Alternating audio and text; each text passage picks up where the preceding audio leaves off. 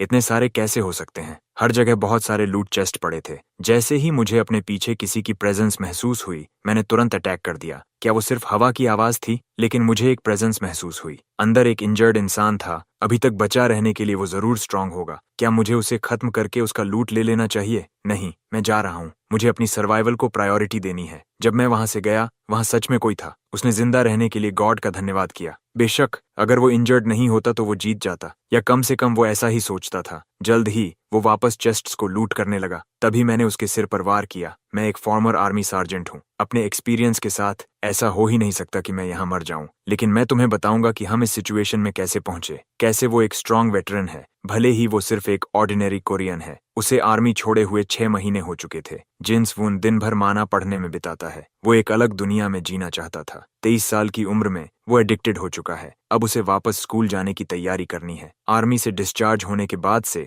वो internet cafe में time बिताता है, और फिर उसने गेम ग्राइंड किया और 3 महीनों में टॉप 10 रैंकर्स में पहुंच गया। इस गेम का नाम लॉयल ग्राउंड है। 100 प्लेयर्स प्लेन से ड्रॉप होते हैं। वे वेपन्स, सप्लाईज इकट्ठा करते हैं और दूसरे प्लेयर्स को मारते हैं जब तक सिर्फ एक ही बाकी ना रह जाए। वो इतना एडिक्टेड है कि अगर उसका फ्रेंड अकेले मर भी जाए तो भी वो कई लोगों को मार गिराता है। ये गेम सच में एक बैटल रॉयल है। गेम के अंत में 2 प्लेयर्स मिलकर जिन सवान के खिलाफ टीम बना लेते हैं। वे हाउस के अंदर गए। फ्लोर पर सप्लाईज देखकर उन्होंने सोचा कि वहां कोई नहीं है, लेकिन वो गलत थे। मेन गाय काफी एक्सपीरियंस्ड है। रूम में सिर्फ एक आवाज सुनाई दी। अपने टीममेट की मौत का एहसास होते ही वो भागने लगा, लेकिन जल्द ही उसके सिर में 1 टैप लगा। जिनसा विनर था। मॉनिटर पर टाइम देखते ही उसे वापस जाना था, क्योंकि वो कल से पढ़ाई शुरू करेगा। अचानक उसकी मॉम उसे मैसेज भेजती है और उसकी स्टडीज के लिए पैसे देती है। वापस जाते समय उसे टाइम वेस्ट करने का गिल्ट महसूस होता है। बेड पर लेटकर वो सोचता है कि कल से वो अब गेम नहीं खेलेगा। वो कुछ न्यूज चेक करता है और सो जाता है।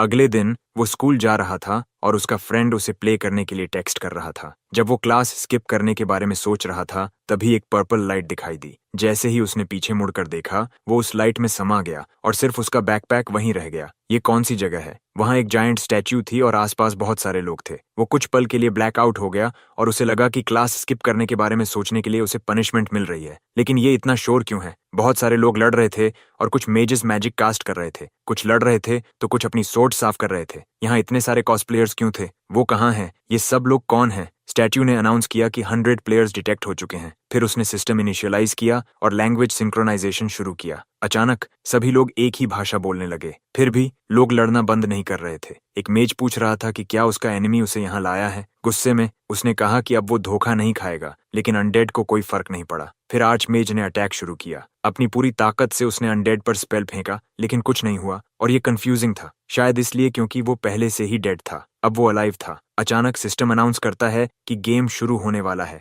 डिफिकल्टी इजी पर है और पास करने के लिए टॉप 90 में आना होगा। मैप किंगडम्स कैपिटल है और रिवॉर्ड पहले टॉप 10 को मिलेगा। ट्यूटोरियल स्किप कर दिया गया। वेटिंग रूम में प्लेयर अटैक्स न्यूट्रलाइज कर दिए गए और उन्हें गेम मैप दिया गया। गेम का नाम क्लॉय सर्वाइवल था और ये 100 दिनों तक चलेगा। हर दिन मैप श्रिंक होता जाएगा। ये गेम तब तक चलेगा जब तक सिर्फ एक ही बाकी न रह जाए, और अगर गेम खत्म होता है या तुम मर जाते हो तो तुम ओरिजिनल वर्ल्ड में लौट जाओगे। जो प्लेयर्स टॉप 90 में प्लेस नहीं करेंगे वो कभी भी क्लॉयड सर्वाइवल में वापस एंटर नहीं कर पाएंगे। वहां वे आइटम्स पा सकते हैं जिससे वो स्ट्रॉन्गर बन सकते हैं। जिन स्यून को एहसास हुआ कि ये लॉयल ग्राउंड जैसा ही है, लेकिन कुछ अलग है। यहाँ के ह्यूमंस बहुत ज्यादा स्ट्रांग लग रहे थे। क्या वो ही अकेला नॉर्मल इंसान है? भले ही ये सपना हो, वो मरना नहीं चाहता। तभी अचानक कोई उसे आवाज देता है। एक बड़ा आदमी पूछता है कि वो वहां क्या देख रहा है और वो कहां से है, लेकिन इग्नोर होने पर वो जल्दी ही गुस्सा हो जाता है। उसी वक्त गेम शुरू होने का काउंटडाउन शुरू हो गया। 2 सेकंड्स बाकी होने पर वो आदमी पूछता है कि क्या वो हंसने के लिए पागल है। वो एक फन सपना देख रहा है तो वो हंसे क्यों नहीं। अपनी उंगली दिखाते हुए वो कहता है कि उसके पास सारी नॉलेज है और वो आसानी से उसके जैसे लोगों को डिस्ट्रॉय करके सरवाइव कर सकता है। फिर गेम शुरू हो गया। सभी लोग मीटियर्स की तरह आसमान से गिरने लगे। उनमें से बहुत से सीधे नीचे गिर रहे थे। वे उस एरिया में अच्छा लूट चाहते थे जो जरूर रेयर होगा। लेकिन शुरुआत में जिन सेफ खेलना पसंद करता है, इसलिए वह कहीं ज्यादा आइसोलेटेड जगह पर उतरने के बारे में सोचता है। जैसे ही डिसेंड शब्द अनाउंस हुआ, वह बिजली की तरह जमीन पर आ गिरा। ये बिल्कुल गेम जैसा ही था। वह कुछ देर तक वहीं खड़ा रहा। लैंडिंग से उसे चक्कर जैसा महसूस हुआ, इसलिए उसने तुरंत घर के अंदर जाने का फैसला किया। अचानक उसे कुछ सुनाई दिया। वह यह चेक करना भूल गया था कि उसके पास कोई और उतरा है या नहीं, इसलिए वह घर की तरफ भागा। अगर उन मेजेस में से कोई उसके पास उतर जाता तो सब खत्म हो जाता, और उसके पास कोई वेपन भी नहीं था। उसने जल्दी से दरवाजा बंद कर लिया। वह ऐसे हाँफ रहा था जैसे उसने मिस्टर बीस्ट के वीडियो में पैसे के लिए भाग लिया हो। अब उसे उस बड़े आदमी का मजाक उड़ाने का पछतावा हो रहा था। उसे लगा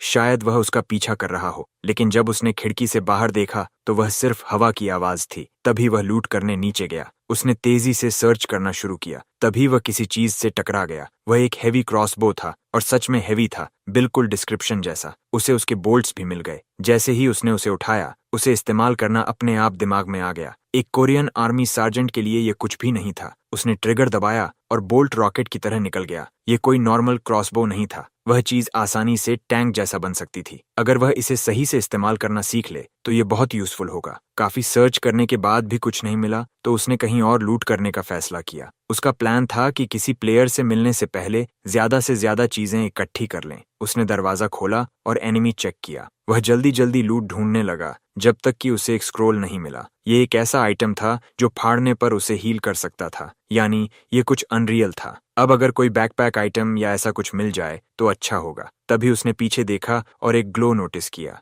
वह एक black star cheap arms martial arts book थी। उसने तुरंत उसे सीखने के लिए टैप किया। किताब हवा में तैरने लगी और खुद ही फट गई। जैसे ही उसने अपने हाथ को देखा, उसे लगा उसकी अंडरस्टैंडिंग बदल गई है। जो हाथ पहले नॉर्मल था वह ऐसे घिसने लगा जैसे उसने घंटों या सालों तक ट्रेनिंग की हो। जब उसने प्लेट से एक फॉर्क उठाया, अब वह उसे ऐसे फेंक सकता था जैसे वह गन शॉट हो। क्या उसने सच में ऐसे मार्शल आर्ट सीख लिए? ऑथर तो बस जो कन्वीनियंट होता है वही लिख देता है। हमारे हीरो ने जल्दी से दीवार से फोर्क निकाला और रिजल्ट से काफी सेटिस्फाइड हुआ। अब उसे यकीन हो गया कि यह गेम रोग जैसा है, क्योंकि अगर मार्शल आर्ट्स बुक है तो मैजिक बुक्स भी होंगी। पूरे घर को सर्च करने के बाद प्लेयर ने कहीं और जाने का फैसला किया। अब रात हो चुकी थी और प्रोटैगनिस्ट ने पूरा दिन चीजें इकट्ठा करने में बिताया था, और अब वह छिपने की जगह ढूंढ रहा था। तभी उसने कुछ इंटरेस्टिंग देखा। एक घर की लाइट जल रही थी। इसका मतलब हो सकता था कि अंदर कोई रेयर आइटम है, लेकिन यह भी हो सकता था कि यह हाइडिंग स्पॉट पहले से किसी ने ले रखा हो। उसे नहीं पता था कि उसके आसपास कितने एनिमीज हैं, लेकिन स्यूम को यकीन था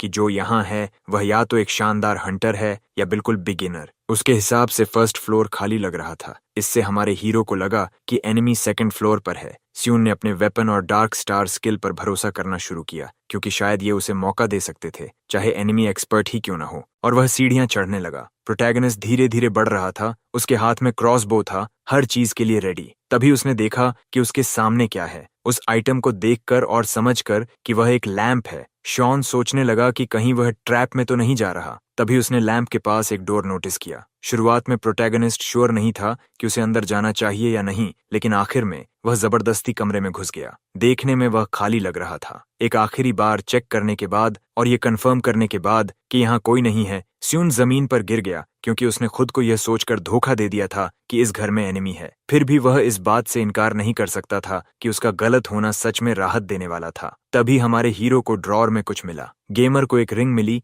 जो उसकी स्ट्रेंथ को 20 पॉइंट्स तक बढ़ा रही थी। इसका डिस्ट्रीब्यूटेड इफेक्ट इंटरेस्टिंग लग रहा था, इसलिए क्रॉसबो यूजर ने तुरंत उसे पहन लिया। रिंग की पावर तुरंत एक्टिवेट हो गई। अचानक हीरो का शरीर पहले जैसा भारी महसूस नहीं हुआ और क्रॉसबो का वजन लगभग गायब हो गया। उसी पल उसे अपने हाल के बूस्ट के बारे में एक रियलाइजेशन हुआ, और पक्का करने के लिए उसने अपना स्टेटस विंडो खोल लिया। उस यंग मैन के स्टैट्स ज्यादा इंप्रेसिव नहीं थे, लेकिन मार्शल आर्ट्स स्किल सीखने के बाद गेम ने उसे एक मार्शल आर्टिस्ट के रूप में क्लासिफाई कर दिया। सीओ वून अपने पास आए आइटम्स से काफी खुश था, क्योंकि वह इस जगह पर लगभग खाली हाथ उतरा था। अब फ्री होकर उसने फर्स्ट फ्लोर को स्कैवेंज करने का फैसला किया। थोड़ी ही देर बाद उसे एक स्टोरेज आइटम मिला। यह इस घर में प्रोटैगनिस्ट को मिली दूसरी रिंग थी। इस आइटम को इस्तेमाल करने के लिए यूजर को इसे हाथ में पकड़कर सब स्पेस के बारे में सोचना होता था और रिंग को प्रेस करना होता था, या बस उसके बारे में सोचकर स्टोरेज खोलना होता था। तब पता चला कि सब स्पेस रिंग का इन्वेंट्री लिमिटेड स्टोरेज वाला है। इसके साथ ही हमारे प्रोटैगनिस्ट ने तुरंत सब स्पेस समन कर लिया। ये अजीब रिंग काफी कन्वीनियंट थी, क्योंकि इससे मेन कैरेक्टर को अपना सारा सामान उठाकर चलना नहीं पड़ता था। उसने तो यह तक सोचना शुरू कर दिया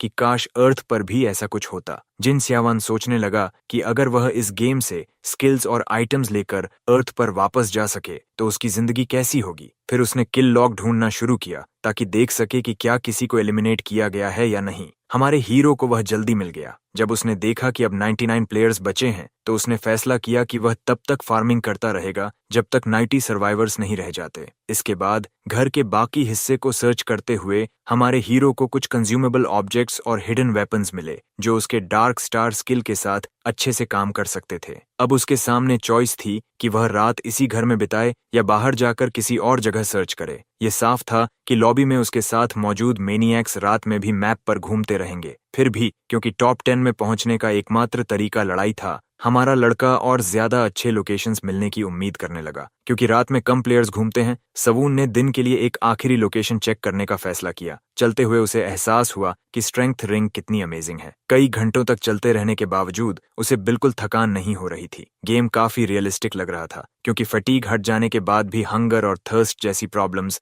अभी भी मौजूद थीं। आसपास कोई खाना नहीं देखकर वह सोचने लगा कि क्या उसे किसी प्राइवेट हाउस में कुछ मिल सकता है। लेकिन जैसे ही वह मैप पर सबसे नजदीकी घर चेक करने लगा, अचानक एक बीस्ट की आवाज सुनाई दी। प्रोटैगनिस्ट का खून जैसे जम गया क्योंकि उसे एहसास हुआ कि उसके पीछे कुछ है। वह तुरंत हिलने लगा और घबराकर एक पेड़ के पीछे छिप गया क्योंकि वह बीस्ट को सेंस नहीं कर पा रहा था। जब उसने मॉन्स्टर को देखा तो उसे उसकी अपीयरेंस जानी पहचानी लगी। जो मॉन्स्टर अब उसके सामने था वह एक वेयरवुल्फ था। सी वून के दिमाग में पैनिक छा गया और वह भागने लगा जबकि बीस्ट उसे मारने की कोशिश कर रहा था। उसके क्लॉज इतने ताकतवर थे कि वे आसानी से एक पेड़ को चीर सकते थे। ऐसा लग रहा था कि दो बीस्ट्स मिलकर काम कर रहे हैं। ये गेम जो सपोजिडली प्लेयर्स के बीच फाइट था, उसमें मॉन्स्टर्स भी मौजूद थे। अगर सियावून को पहले पता होता कि मैप पर ऐसे क्रीचर्स हैं तो वह कभी घर से बाहर नहीं निकलता क्योंकि वह रोग के टॉप 10 में रह चुका था। प्रोटैगनिस्ट सोचने लगा कि अगर वह ऐसे मरा तो यह उसके लिए शर्मनाक होगा। तभी उसने आगे एक घर देखा। सियावून जितना तेज भाग सकता था उतना भागा और इसी तरह हमारा हीरो आखिरकार घर के अंदर छिप गया। लेकिन बदकिस्मती से बीस्ट्स उसका पीछा करते हुए वहां तक आ गए थे।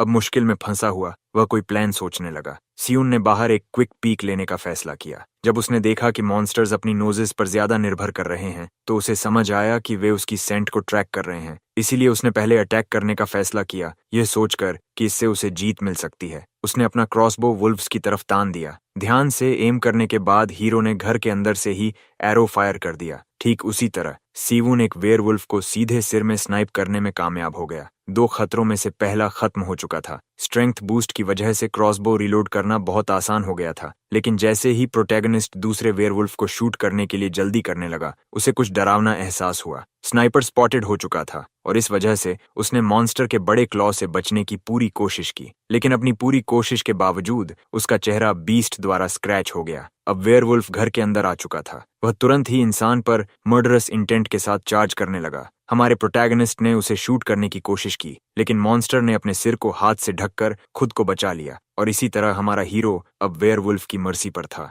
फिर भी जब सारी उम्मीद खत्म लग रही थी, उसने फाइट बैक करने के लिए अपना सबस्पेस समन किया। उसमें से उसने एक नाइफ निकाला। फिर हीरो ने अपने डार्क स्टार एम्बुश स्किल का इस्तेमाल किया ताकि मॉन्स्टर के सीने में छेद कर सके। वुल्फ के मोटे शरीर को पार करने के बाद नाइफ दीवार से टकराकर मुड़ गया। जिन सीवन, जो जिंदा रहने के लिए दृढ़ था, किसी एनपीसी द्वारा मारा जाना नहीं चाहता था और इसी तरह हमारा हीरो 2v1 क्लच करने में सफल हो गया। दो वेयरवुल्व्स को देखकर उसे लगा था कि अब उसका अंत तय है। यह अनुभव इतना डरावना था कि वह अपने पैरों पर खड़ा भी नहीं हो पा रहा था। अगर थ्रोइंग डैगर्स नहीं होते तो हमारा हीरो एक सिंपल मॉब द्वारा मारा जाता। तभी उसने अपने सामने एक छोटा पाउच नोटिस किया। सी ने माना कि यह एक मॉन्स्टर ड्रॉप है। जब उसने देखा कि उसे फूड और वाटर मिल गया है तो उसे समझ आया कि यह गेम उसे अपने खाने के लिए हंट करने देता है। प्रोटैगनिस्ट जर्की खाते हुए इस घर को सर्च करने के बारे में सोचने लगा। जल्दी ही उसे आर्मर मिला जिसे उसने अपने गेम के बुलेट प्रूफ वेस्ट से कंपेयर किया। शुरुआत में आर्मर उसके दुबले शरीर के लिए बहुत बड़ा लग रहा था, लेकिन अचानक वह उसके साइज के अनुसार छोटा हो गया। सिस्टम के अनुसार इस आइटम को सुपीरियर ऑर्चुलम चिरुस कहा जाता था, जो उसे फायर और विंड के खिलाफ मैजिक रेजिस्टेंस देता था। एसियोव काफी इम्प्रेस्ड हुआ क्योंकि इस इक्विपमेंट ने उसके कई स्टैट्स बढ़ा दिए थे। हमारे हीरो को यकीन था कि इस घर में अभी और भी कुछ है। तभी वह कंफ्यूज्ड हो गया जब उसे कुछ महसूस हुआ लेकिन कुछ दिखा नहीं। प्लेयर ने माना कि यह एक कंसील्ड ऑब्जेक्ट है। उसे एक कपड़े का टुकड़ा मिला। जैसे ही उसने उसे पहना, सिस्टम ने बताया कि यह मैंटल ऑफ द गॉड्स है, जो यूजर को स्थिर रहने पर शैडोज में पूरी तरह ब्लेंड होने देता है। यह आइटम उसे आइडेंटिफिकेशन मैजिक से इनविजिबल बना देता था और उसकी प्रेजेंस को कंसील करता था। इसलिए प्रोटैगनिस्ट बहुत खुश हो गया। ये गॉडली आइटम सर्वाइवल के लिए परफेक्ट था क्योंकि इससे हमारा हीरो रात में बिना नोटिस हुए घूम सकता था। और इसी वजह से यंग मैन ने इस केप को टेस्ट करने का फैसला किया, क्योंकि उसे यकीन था कि यह उसकी जर्नी में मदद करेगा। सियन लकी था कि उसे जंगल के बीच यह पुराना घर मिला, क्योंकि दूसरे दिन ही उसे इतने अच्छे आइटम्स मिल गए। उसी रात बाद में सियून ने सोचा कि उसने अभी तक किसी प्लेयर को इसलिए नहीं देखा क्योंकि वह मैप के आउटस्कर्ट्स में उतरा था। लेकिन तभी उसे किसी के चीखने की आवाज सुनाई दी। वह इंसान तेजी से भाग रहा था और घायल था। स्कार्ड फेस वाला यंग मैन इस बात का पछतावा कर रहा था कि उसे उस एक आइटम को इस्तेमाल करने का समय नहीं मिला, क्योंकि उससे वह अप्रेंटिस को हरा सकता था। हमारा हीरो अपने इनविजिबल क्लोक के नीचे एक सेफ हाइडिंग स्पॉट से उसे देख रहा था। वह यंग मैन एक मेज से टकराने पर अनॉयड था। स्कार्ड फेस वाला ज्यादा एक्सपीरियंस्ड सर्वाइवर नहीं लग रहा था, इसलिए हमारे प्रोटैगनिस्ट को यकीन था कि वह उसे एलिमिनेट कर सकता है। जिन सियो वून खुद को समझाने लगा कि यह सिर्फ एक गेम है और वह किसी असली इंसान की जान नहीं ले रहा। तभी मैजिक वर्ड्स चांट किए गए। एक बड़ा फायरबॉल हमारे हीरो के पास से गुजरा। बर्न्ट फेस वाला यंग मैन डर गया, क्योंकि उसके पास रिएक्ट करने का समय नहीं था, और इसी तरह वह जलकर खत्म हो गया। शुरुआत में हमारे हीरो को लगा कि उसने एक मर्डर देख लिया है, लेकिन जो उसने अगली बार देखा उसने उसे पूरी तरह शॉक कर दिया। सी वोंग, जो शूटर की पहचान के बारे में सोच रहा था, अब पूरी तरह श्योर हो गया कि वह एक गेम में है, क्योंकि उसने देखा कि जहां कॉर्प्स होना चाहिए था वहां एक चेस्ट अपीयर हो गया। उसी समय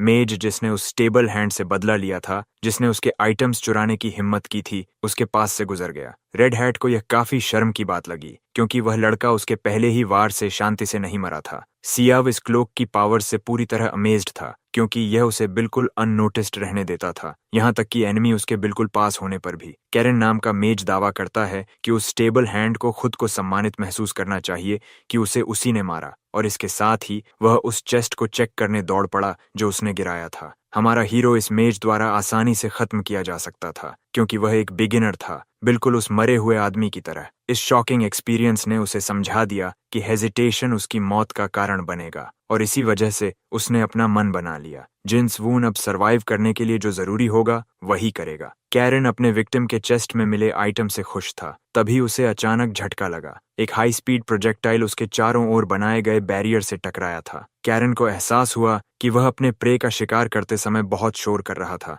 जिसने किसी और प्लेयर का ध्यान खींच लिया। सीवन ने एक और शॉट लेने का फैसला किया, और फिर से मेज उस पर रिएक्ट नहीं कर पाया। अगर कुछ नहीं किया गया तो मैजिशियन का मैजिकल बैरियर टूट जाता। और इसी बीच हमारा प्रोटैगनिस्ट अपने हाइडिंग स्पॉट में शांत बना रहा, जबकि फायर पावर्स वाला पैनिक करने लगा। उसने अंदाजा लगाने की कोशिश की कि स्नाइपर किस दिशा में छिपा है, और उस दिशा में एक फायरबॉल फेंक दिया। फिर मेज ने हिडन स्नाइपर को बाहर आकर एक सच्चे वॉरियर की तरह लड़ने के लिए उकसाया। इस स्टंट का जवाब एक उड़ते हुए नाइफ के रूप में आया। इसका निशाना क्लूलेस यंग मेज था, और वह समझ भी नहीं पाया कि क्या हो रहा है। तभी उसका बैरियर 1000 टुकड़ों में टूट गया। कीरोन, जो अब डिफेंसलेस था और ज्यादा पैनिक करने लगा और एनिमी को बाहर आने के लिए कहने लगा, फिर भी सील वून पूरी तरह छिपा रहने के लिए डिटरमिन्ड था। इसके बाद फायर यूजर ने एक पावरफुल स्पेल का सहारा लेने का फैसला किया, लेकिन इससे पहले कि वह कुछ समझ पाता, एक एरो उसके सिर को भेद चुका था। वह अपने अटैक की इनकैंटेशन पूरी भी नहीं कर पाया, और हिडन स्नाइपर द्वारा उसका सिर उड़ा दिया गया।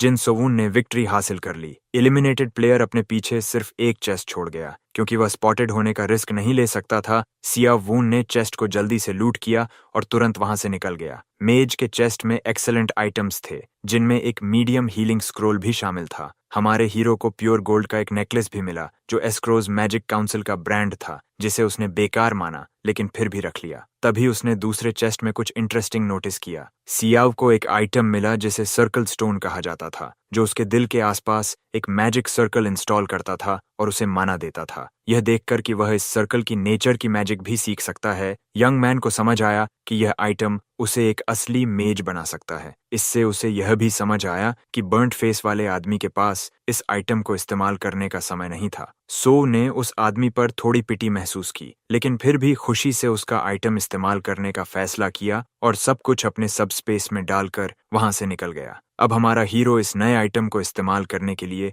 एक अच्छा हाइडिंग स्पॉट ढूंढने लगा। कुछ समय बाद उसे एक ठीक ठाक घर मिल गया। अंदर जाने के बाद उसने तुरंत सर्कल स्टोन का इस्तेमाल किया। सिस्टम के अनुसार यह प्रोसेस, जिसमें उसे कुछ भी नहीं करना था, 3 आवर्स लेगा और उसे हल्का दर्द महसूस हो सकता है और इसी के साथ वह पेन शुरू हो गया। सवुन ने 3 घंटों की उस भयानक पीड़ा के दौरान अपनी चीखों को दबाने की पूरी कोशिश की। ऐसा लग रहा था जैसे सिस्टम ने उससे झूठ कहा हो, क्योंकि वह दर्द में खुद को खोने के करीब पहुंच गया था। शॉन को समझ आ गया कि मैजिक सीखना मार्शल आर्ट्स से ज्यादा मुश्किल है और उसने अपना स्टेटस विंडो चेक करने का फैसला किया। जो उसने देखा उससे वह खुश हो गया, क्योंकि उसने माना स्टैट हासिल कर लिया था। इसके बाद यंग मैन ने सर्वाइवर्स की संख्या चेक करने का फैसला किया, क्योंकि उसकी आंखों के सामने ही 2 लोग मर चुके थे। लेकिन जैसे ही उसने इसे खोला, हिडन स्नाइपर पूरी तरह हैरान रह गया। आधे से ज्यादा प्लेयर्स पहले ही एलिमिनेट हो चुके थे। किल लॉग देखने पर उसे पता चला कि कई सर्वाइवर्स एक तथाकथित नामसा गुआंग के हाथों मारे गए थे। थोड़ी देर पहले एयन अपनी जान बचाने के लिए बेतहाशा भाग रहा था,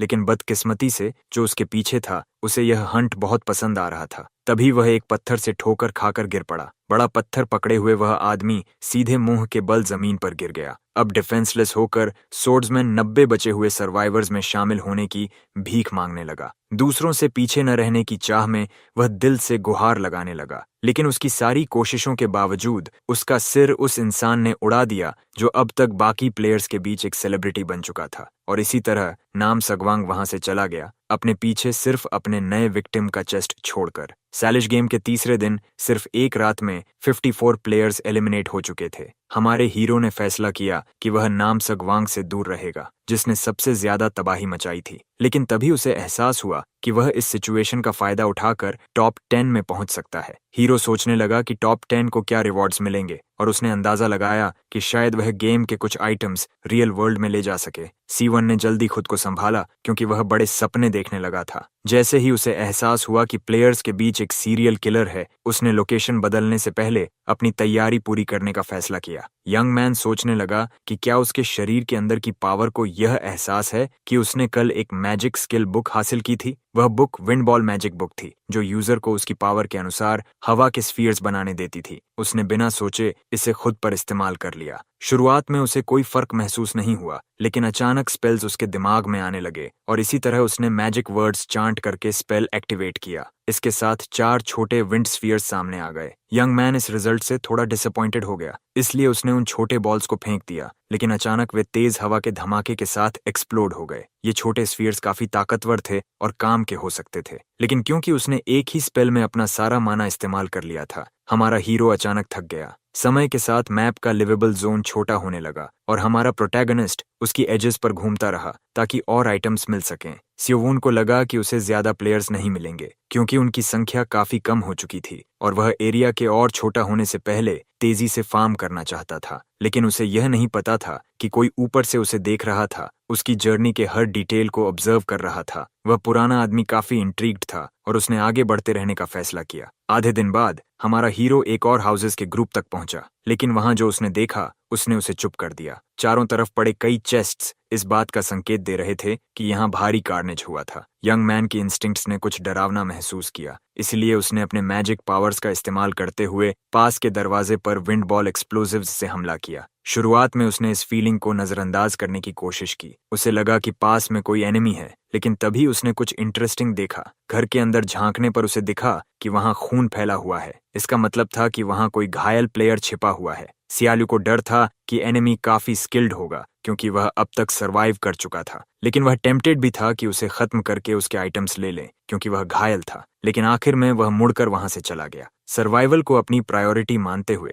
कुछ समय इंतजार करने के बाद और यह सुनिश्चित करने के बाद कि क्लोक्ड आदमी वहां से जा चुका है, वह प्लेयर आखिरकार अपने हाइडिंग स्पॉट से बाहर आया। उसने आखिरी समय पर खुद को छिपा लिया था, क्योंकि वह लगभग पकड़ा जाने वाला था। वह आदमी काफी अनॉयड था, क्योंकि हमारा छोटा हीरो उसके लिए आसान टारगेट होता। इसके बाद उसने बचे हुए चेस्ट्स लूट करने का फैसला किया और फिर आगे बढ़ गया। लेकिन अचानक एक एरो कहीं से आया और उसके सिर को भेद गया। तभी प्लेयर को समझ आया कि क्या हुआ था, लेकिन अफसोस तब तक बहुत देर हो चुकी थी। इसी तरह हमारे हिडन स्नाइपर द्वारा लगाया गया ट्रैप पूरी तरह काम कर गया। इसके बाद हमारे हीरो ने चेस्ट्स को लूट करने का फैसला किया और फिर मैप के आउटस्कर्ट्स की ओर बढ़ने लगा। तभी एक आवाज सुनकर वह चौंक गया, जो उसकी स्किल की तारीफ कर रही थी। सियावून घबरा गया, क्योंकि वह अचानक पकड़ा जा सकता था, लेकिन बूढ़े आदमी ने उसे भरोसा दिलाया कि वह सिर्फ उससे कुछ सवाल पूछने आया है। जब उससे उसका नाम पूछा गया तो उस बूढ़े ने कहा कि इंट्रोडक्शंस बेकार हैं क्योंकि वे दोनों अलग अलग रियलिटीज से हैं। ये पहली बार था जब जेन सवुन ने क्लाउड में इस तरह के इंसान से मुलाकात की थी। जैसे ही सूरज ढलने लगा, बूढ़े ने उससे पूछा कि क्या उसने पहले कभी यह गेम खेला है। उसने बताया कि वह दूर से उसकी तेज प्रोग्रेस देख रहा था और पूछा कि क्या उसे पता है कि यह सब असली नहीं है। जिन सियावुन, जो हैरान था कि उसने बूढ़े को पहले नोटिस नहीं किया, बोला कि वह यहाँ पहली बार आया है और उसकी दुनिया में भी ऐसे गेम्स होते हैं। बिना नाम वाला आदमी यह सुनकर काफी हैरान हुआ क्योंकि उसे समझ आ गया कि उसके सामने खड़ा लड़का सच में किसी दूसरी दुनिया से है। जिन औन और बूढ़े ने देखा कि तीसरे दिन की रात शुरू हो चुकी है। जब अर्थ के चांद के साइज के बारे में पूछा गया तो लड़के को एहसास हुआ कि उसने कभी यहाँ के चांद का साइज नोटिस ही नहीं किया था। असल में सिया वून और उस बूढ़े की दुनिया का चांद यहाँ के मुकाबले छोटा था। बूढ़े ने कहा कि उसे गेम के प्रोटैगनिस्ट में दिलचस्पी है, जिसने कहा कि यहाँ रुकना खतरनाक है क्योंकि अचानक हमला हो सकता है। इसलिए बिना नाम वाले ने एक सेफ जगह पर जाकर बात जारी रखने का सुझाव दिया। हमारे हीरो ने एश्योरेंस मांगा कि उसके साथ धोखा नहीं होगा, लेकिन बूढ़े ने उसके सवाल को नजरअंदाज कर दिया और उसे हर समय चुप रहने को कहा। फिर वह एक पेड़ से दूसरे पेड़ पर कूदने लगा और समझाया कि चुप रहना ही उनका एकमात्र तरीका है जिससे वे स्पॉटेड नहीं होंगे। लेकिन बूढ़ा हमारे गीकी प्रोटैगनिस्ट के लिए थोड़ा ज्यादा तेज था और इसी तरह वे दोनों एक दूसरी जगह पहुंच गए। उस समय हमारे हीरो को नहीं पता था कि इस एक आदमी से मिलना उसकी जिंदगी को कितना बदल देगा। बाद में मैप के एक और हिस्से में एक ऊंचे पेड़ पर सुरक्षित होने के बाद सिया वून, जो गिरने से डर रहा था, उसने बताया कि उसकी मॉडर्न वर्ल्ड में ऐसे वर्चुअल गेम्स बनाए जाते हैं। सवून सोचने लगा कि यह बूढ़ा कब से उस पर नजर रख रहा था क्योंकि उसने उसकी तेज ग्रोथ खुद देखी थी। तब बूढ़े ने उसके मन की बात का जवाब देते हुए बताया कि वे दोनों एक ही जगह उतरे थे। शुरुआत में बूढ़ा अकेले शांति से पूरा मैच बिताना चाहता था, लेकिन फिर वह हमारे हीरो को ऑब्जर्व करने लगा क्योंकि वह जानना चाहता था कि उन्हें यहाँ क्यों और कैसे लाया गया। लेकिन जब उसे पता चला कि मॉडर्न वर्ल्ड से आया यह लड़का भी उतना ही अनजान है तो बूढ़ा कंफ्यूज्ड हो गया क्योंकि उसकी दुनिया में भी ऐसे गेम्स होते हैं।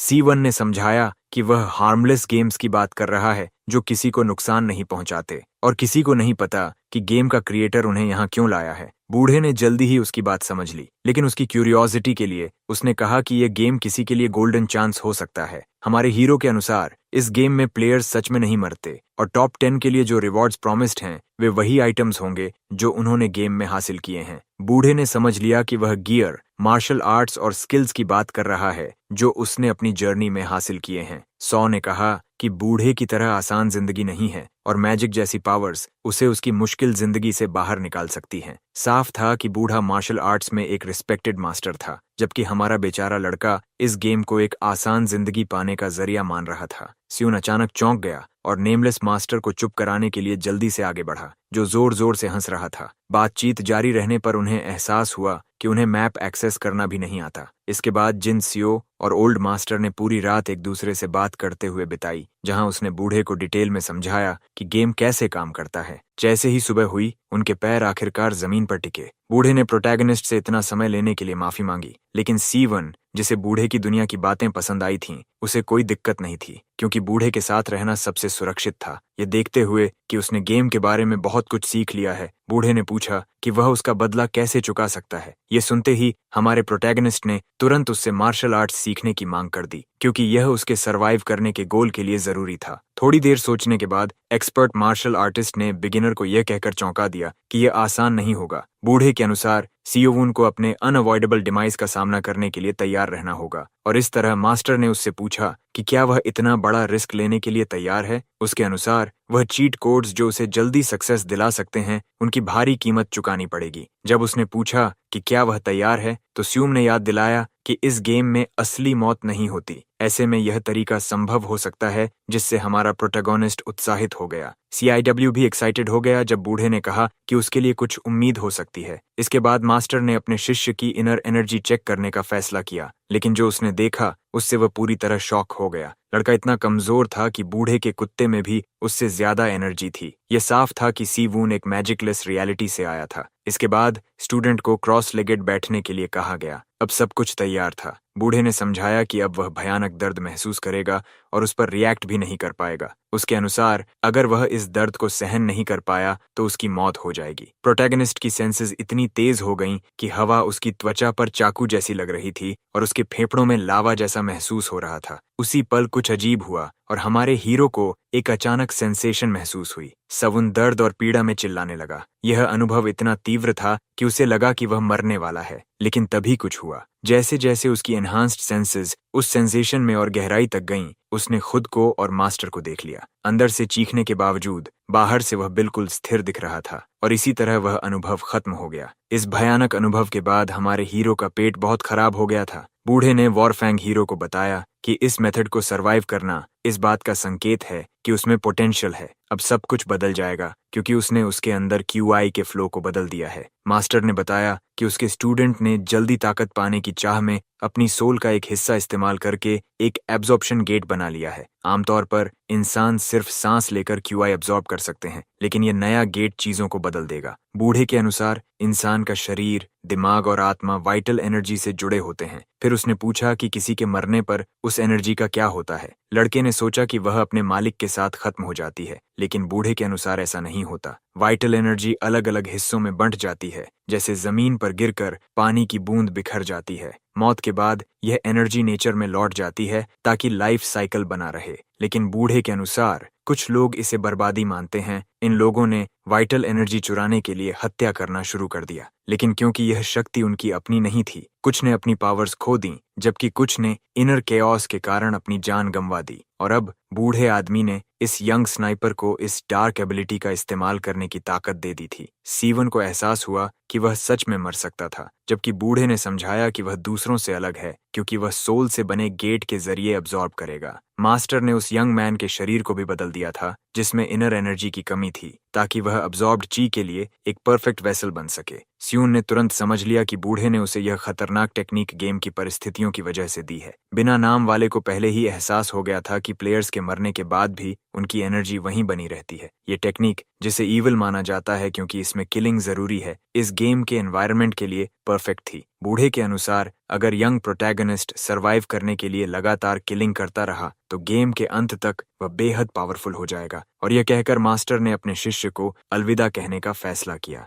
उसी समय जिन सियावुन ने उस आदमी का नाम जानने की मांग की जिसने उसे यह महान शक्ति दी थी। बूढ़े ने खुद को सीरीन इमॉर्टल जांग दोचिन बताया और इस फॉरबिडन टेक्निक का नाम अनरिस्ट्रेन्ड इनर एनर्जी टेक्निक बताया। जब हीरो ने कहा कि वह इमॉर्टल की इटर्नल डेप्थ्स में है तो उसने उसे सलाह दी कि वह धीरे धीरे अपनी ताकत बढ़ाने के लिए मेहनत करे। डोटान ने फिर वह यूजफुल मैप खोल लिया जो गेमर ने उसे दिखाया था। अंत में बूढ़े ने कहा कि वह अगली मुलाकात का इंतजार करेगा और इसी तरह इमॉर्टल वहां से चला गया। हिडन स्नाइपर के लिए यह कोई हैरानी की बात नहीं थी कि मास्टर इतनी जल्दी गायब हो गया। इससे वह एक ऐसी टेक्निक की इच्छा करने लगा जो उसे अपने शरीर को और आसानी से मूव करने दे। इसके बाद सियून ने गेम पर ध्यान देने और परमिटेड जोन के आउटस्कर्ट्स की ओर जाने का फैसला किया। मास्टर की इनक्रेडिबल स्पीड की वजह से वह कुछ ही पल में दूर चला गया था, लेकिन अब अकेले होने पर यंग मैन को इस विशाल मैप के किनारे तक पहुंचने के लिए आधा दिन चलना पड़ा। प्लेयर ने फिर एक घर देखा जिसमें लाइट जल रही थी। इसका मतलब या तो यह जगह खाली थी या फिर कोई इनएक्सपीरियंस्ड नूब अंदर था। फिर भी सिया वोंग आगे बढ़ा क्योंकि वह इस घर को जीतने के लिए डिटरमिन्ड था। हमारा हीरो चुपचाप अंदर गया। उसने बिना आवाज किए आगे बढ़ने की पूरी कोशिश की और इसी तरह उसने राहत की सांस लेते हुए लैंटर्न की रोशनी बुझा दी। फिर भी वह थोड़ा डिसअपॉइंटेड था। सेफ होने के बावजूद इस घर में सिर्फ कुछ फूड और एक छोटा हीलिंग स्क्रोल ही मिला। सियाओ वून को जल्दी ही एहसास हुआ कि उसने पिछली रात आराम नहीं किया था। क्योंकि वह मास्टर से बात करता रहा था, इसलिए उसने सोने का फैसला किया और इसी तरह हमारे प्लेयर ने एक शांत रात की नींद ली। गेम का 5वां दिन जल्दी ही शुरू हो गया। हमारा हीरो अपनी बची हुई कुछ मिनटों की नींद का आनंद ले रहा था। तभी फुटस्टेप्स की आवाज सुनाई दी। सो रहा आदमी आवाज सुनकर चौंक कर उठ गया। अब एक एनिमी उसके हाइडिंग स्पॉट तक पहुंच चुका था। सवुन, जो ज्यादा सोने की वजह से सुस्त था, जल्दी से अपना क्रॉसबो उठाने लगा। उसी समय वॉरियर दरवाजा खोलकर अंदर आया ताकि वह घर में आराम कर सके, लेकिन उसने कुछ खतरनाक देखा। दरवाजा खोलते ही उसने अपने ऊपर ताना हुआ क्रॉसबो देखा। यंग मैन ने तुरंत शॉट लिया, लेकिन समुराई तेज था और उसने एरो को समय रहते काट दिया। यह देखकर कि घर पहले से ऑक्यूपाइड है, वॉरियर बहुत अनॉयड हो गया। उसी समय हमारे हीरो ने अपने थ्रोइंग नाइव्स से हमला किया। सैमुराई, जो चोट लगने के बावजूद आगे बढ़ता रहा, उसने कंसील्ड वेपन्स इस्तेमाल करने के लिए अपने ओपोनेंट की आलोचना की। तभी उसे सिर से पकड़ लिया गया, फिर उसे बेरहमी से जमीन पर पटक दिया गया। सियावन ने तुरंत उसकी तलवार दूर किक कर दी। हमारा हीरो खास तौर पर इरिटेटेड था क्योंकि उसकी प्यारी नींद इस आदमी ने खराब कर दी थी जो अब अपनी जान की भीख मांग रहा था। वॉरियर ने अपने सारे बिलोंगिंग्स प्रोटैगनिस्ट को दे दिए और शिकायत करने लगा कि सरवाइव करना कितना मुश्किल है, लेकिन यंग स्नाइपर को इससे कोई फर्क नहीं पड़ा और उसने बेरहमी से सैमुराई के सिर में चाकू घोंप दिया। और इसी तरह शियोलोंग नाम का वॉरियर जिन सीवून के हाथों मारा गया, जो खुद भी इस गेम में सरवाइव करने के लिए संघर्ष कर रहा था। अपनी हाल की हत्या के बाद हमारे हीरो ने कुछ इंटरेस्टिंग नोटिस किया क्योंकि सैमुराई द्वारा छोड़े गए चेस्ट के चारों ओर एक हरी ऑरा थी। प्रोटोगोनिस्ट ने तुरंत पहचान लिया कि यह वही एनर्जी है जिसका जिक्र मास्टर ने किया था। यहाँ तक कि उसकी उंगलियों पर लगा खून भी इस एनर्जी से भरा था। अब हमारा हीरो उस तथाकथित QI के संपर्क में था। उसी पल अब्जॉर्प्शन प्रोसेस शुरू हो गया। सेया ने अपनी नसों में बहती इमेंस पावर को महसूस किया, जैसे उसे पहली बार वाइटल एनर्जी का स्वाद मिला हो। एक इंसान से अब्जॉर्ब की गई एनर्जी ने उसे बेहद हल्का और ताकत से भरा हुआ महसूस कराया। यह देखकर उसने तुरंत अपना स्टेटस विंडो चेक किया। कोवून को अब इंटरनल एनर्जी स्टैट मिल गया था जिसमें 20 पॉइंट्स आ चुके थे जो अब मूव कर रहे थे। इससे वह बूढ़े आदमी के इस गिफ्ट के लिए और भी ग्रेटफुल हो गया और उसने ठान लिया कि वह और एनर्जी हासिल करेगा, चाहे बिना अपने हाथ गंदे किए ही क्यों ना हो। इसके बाद सर्वाइवर ने चेक किया कि गेम में कितने प्लेयर्स बचे हैं, लेकिन जैसे ही उसने किल लॉग खोला वह पूरी तरह शॉक हो गया। 5वें दिन तक कुल 36 प्लेयर्स एलिमिनेट हो चुके थे। उसी समय स्क्रीन पर कुछ बदल गया। सर्वाइवर्स की संख्या 24 से घटकर 23 हो गई। नाम सागवांग ने अपने मार्शल आर्ट्स से कैल्वर्ट स्टैपन नाम के प्लेयर को मार दिया। मैप के किसी और हिस्से में कोई अपनी मौत के करीब था। मरने से पहले उस प्लेयर ने अपने किलर का नाम लिया और उसी तरह उसके पीछे सिर्फ एक चेस्ट बचा। नाम सागवांग काफी डिसअपॉइंटेड था क्योंकि जिसने पहले उस पर हमला किया था वह बहुत कमजोर निकला। इससे अनॉयड होकर उसने किल लॉग चेक किया। अब गेम में सिर्फ 22 प्लेयर्स बचे थे। किसी वजह से किल लॉग में दिखा हमारे प्रोटैगनिस्ट का नाम मार्शल आर्टिस्ट को जाना पहचाना लगा। वहीं दूसरी तरफ हमारा वही प्रोटोगोनिस्ट हर कीमत पर नाम सागवांग से बचने का फैसला कर चुका था। उसे अच्छी तरह पता था कि वह उसके सामने टिक नहीं पाएगा क्योंकि एक मामूली इंसान को मारने में ही उसे इतनी मुश्किल हुई थी। इसके बाद हमारे हीरो ने फैसला किया कि मैप और छोटा होने से पहले वह घर को लूट कर ले। समुराई के मीडियोकर लूट को देखकर यह साफ था कि अगर उसके पास बेहतर आइटम्स होते तो वह लड़ाई जीत सकता था। हमारे हीरो ने तय किया कि वह जंगल में गायब हो जाएगा जब तक प्लेयर्स की संख्या और कम नहीं हो जाती। इसके बाद 7 दिन गुजर गए। सीवून को एहसास हुआ कि गेम की शुरुआत में उसकी किस्मत कितनी अच्छी थी। इन 7 दिनों में हंटिंग से मिले ज्यादातर लूट लगभग बेकार थे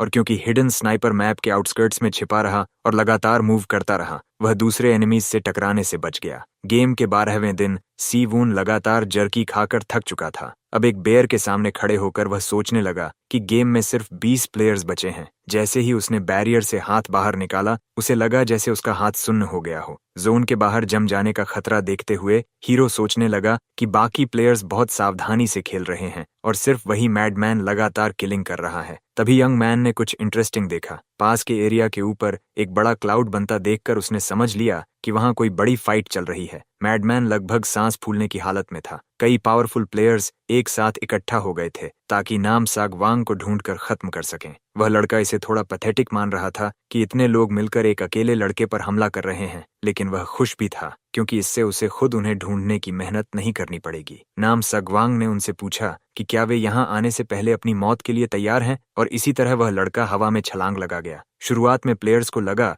कि उनका टारगेट भागने की कोशिश कर रहा है, लेकिन तभी उसने उनमें से एक की खोपड़ी पकड़कर उसे गुब्बारे की तरह आसानी से फोड़ दिया। ये देखकर बाकी सब बुरी तरह डर गए। इसके बाद नाम सागवांग ने दूसरे प्लेयर को खत्म करने का फैसला किया। पल भर में वह मैडमैन अनगिनत प्लेयर्स को चीरते हुए आगे बढ़ने लगा। इस बैटल को फाइट कहना भी गलत होगा। असल में इसे एक टोटल मैसेकर कहा जा सकता था क्योंकि प्लेयर्स को हर तरफ से बेरहमी से काटा जा रहा था। किल लॉग साफ दिखा रहा था कि अगर कुछ नहीं किया गया तो नाम सागवांग इस गेम का अनडिस्प्यूटेड चैंपियन बन जाएगा। वहीं दूसरी तरफ हमारा शॉक्ड प्रोटैगनिस्ट डर के साथ देख रहा था कि मैडमैन अपनी केडीए में लगातार नए नाम जोड़ रहा है। ये देखकर हमारे हीरो को लगा कि नाम सागंग जरूर किसी चीट कोड का इस्तेमाल कर रहा है। आखिरकार कमजोर प्लेयर्स इतने ताकतवर यंग मैन के सामने कुछ नहीं कर सके। वह खास तौर पर इस बात से परेशान था कि उसे अपने एनिमीज के चिपचिपे खून में खुद को भिगोना पड़ रहा था। इसके बाद मैडमैन ने फैसला किया कि वह खुद को साफ करने के लिए कोई जगह ढूंढेगा। कुछ समय बीत गया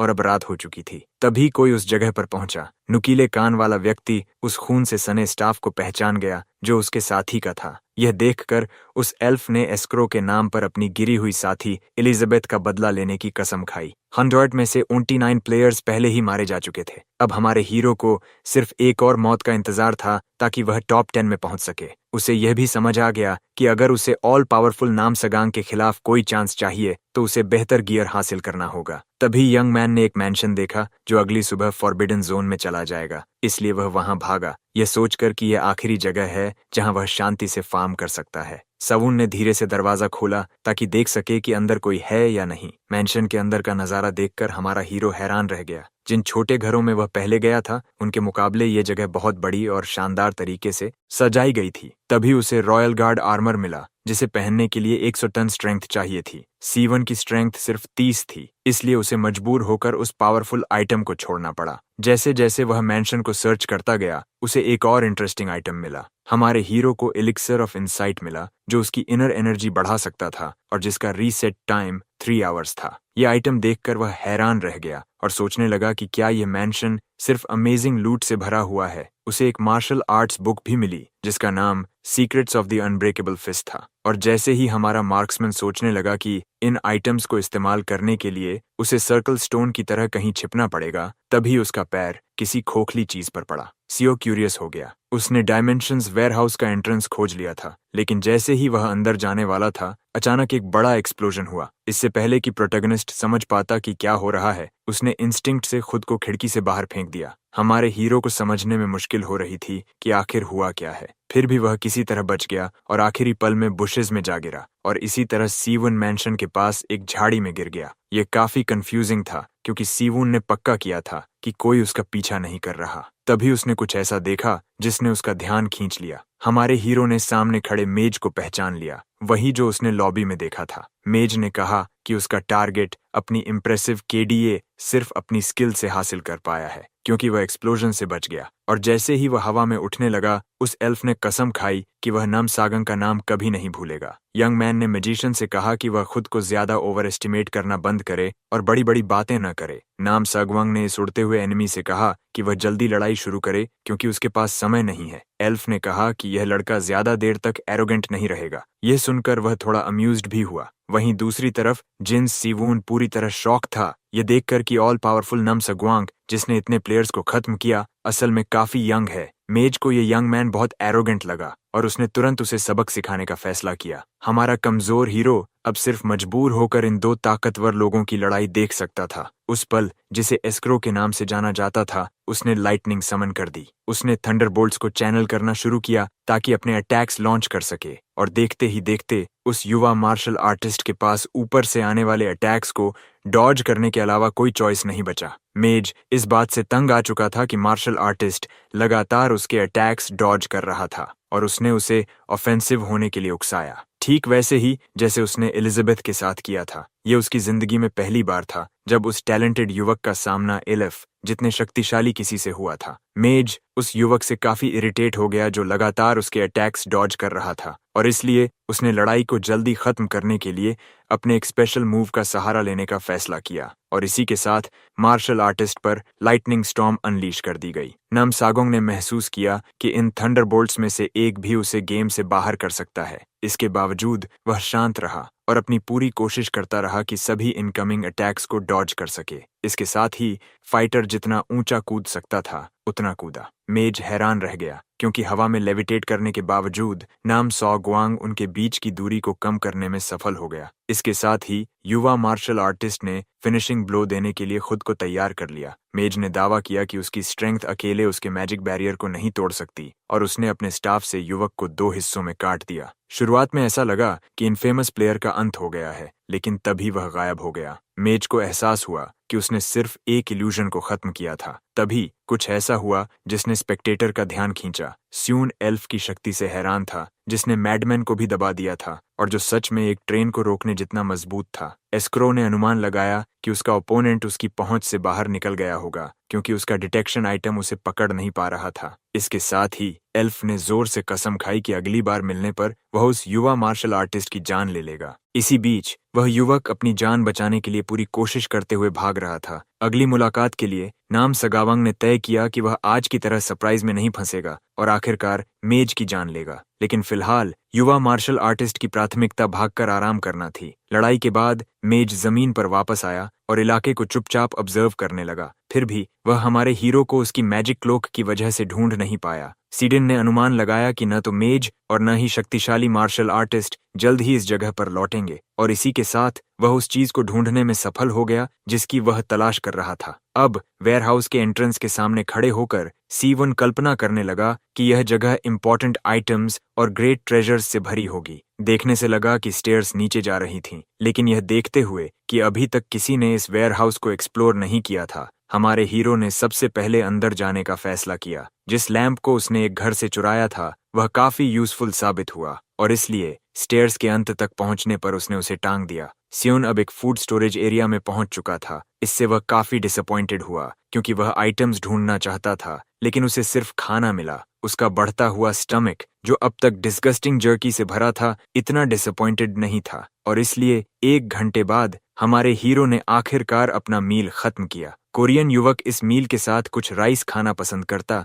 लेकिन वह इतना पिकी होने की स्थिति में नहीं था। इसके बाद संतुष्ट होकर उसने मार्शल आर्ट्स की उस बुक को देखा जो उसे मिली थी। यह देखकर कि यह बुक एक एक्सटिंक्ट मार्शल आर्ट के बारे में थी जिसे एक मजाक उड़ाए गए आदमी ने फिस्ट की कला को परफेक्ट करने के लिए बनाया था, सोन थोड़ा डिसअपॉइंटेड हुआ। लेकिन खाने की तरह सर्वाइवर अपने स्किल्स के मामले में भी पिकी नहीं हो सकता था। थोड़ा सोचने के बाद प्रोटैगनिस्ट ने अपने नए मार्शल आर्ट को टेस्ट करने से पहले एलिक्सर कंज्यूम करने का फैसला किया। शुरुआत में युवक हेजिटेंट था, क्योंकि सर्कल स्टोन के साथ उसका पहला अनुभव बेहद पेनफुल था, लेकिन स्ट्रेंथ के प्रति उसके ऑब्सेशन ने उसे तुरंत एलिक्सर पीने पर मजबूर कर दिया, और इसी के साथ प्रोसेस शुरू हो गया। सौ महसूस कर सकता था कि माना उसके शरीर में सर्ज कर रहा है, लेकिन उसे यह पहले अब्जॉर्ब की गई एनर्जी की तुलना में बहुत कम लगा। एलिक्सर की शक्ति के कारण सवून 3 आवर्स तक अपने शरीर को हिला नहीं सका, और लंबे इंतजार के बाद आखिरकार उसने अपने शरीर पर कंट्रोल पा लिया। स्नाइपर, जिसे 3 आवर्स तक इंतजार करना पड़ा, खुद को बेहद एग्जॉस्टेड महसूस कर रहा था।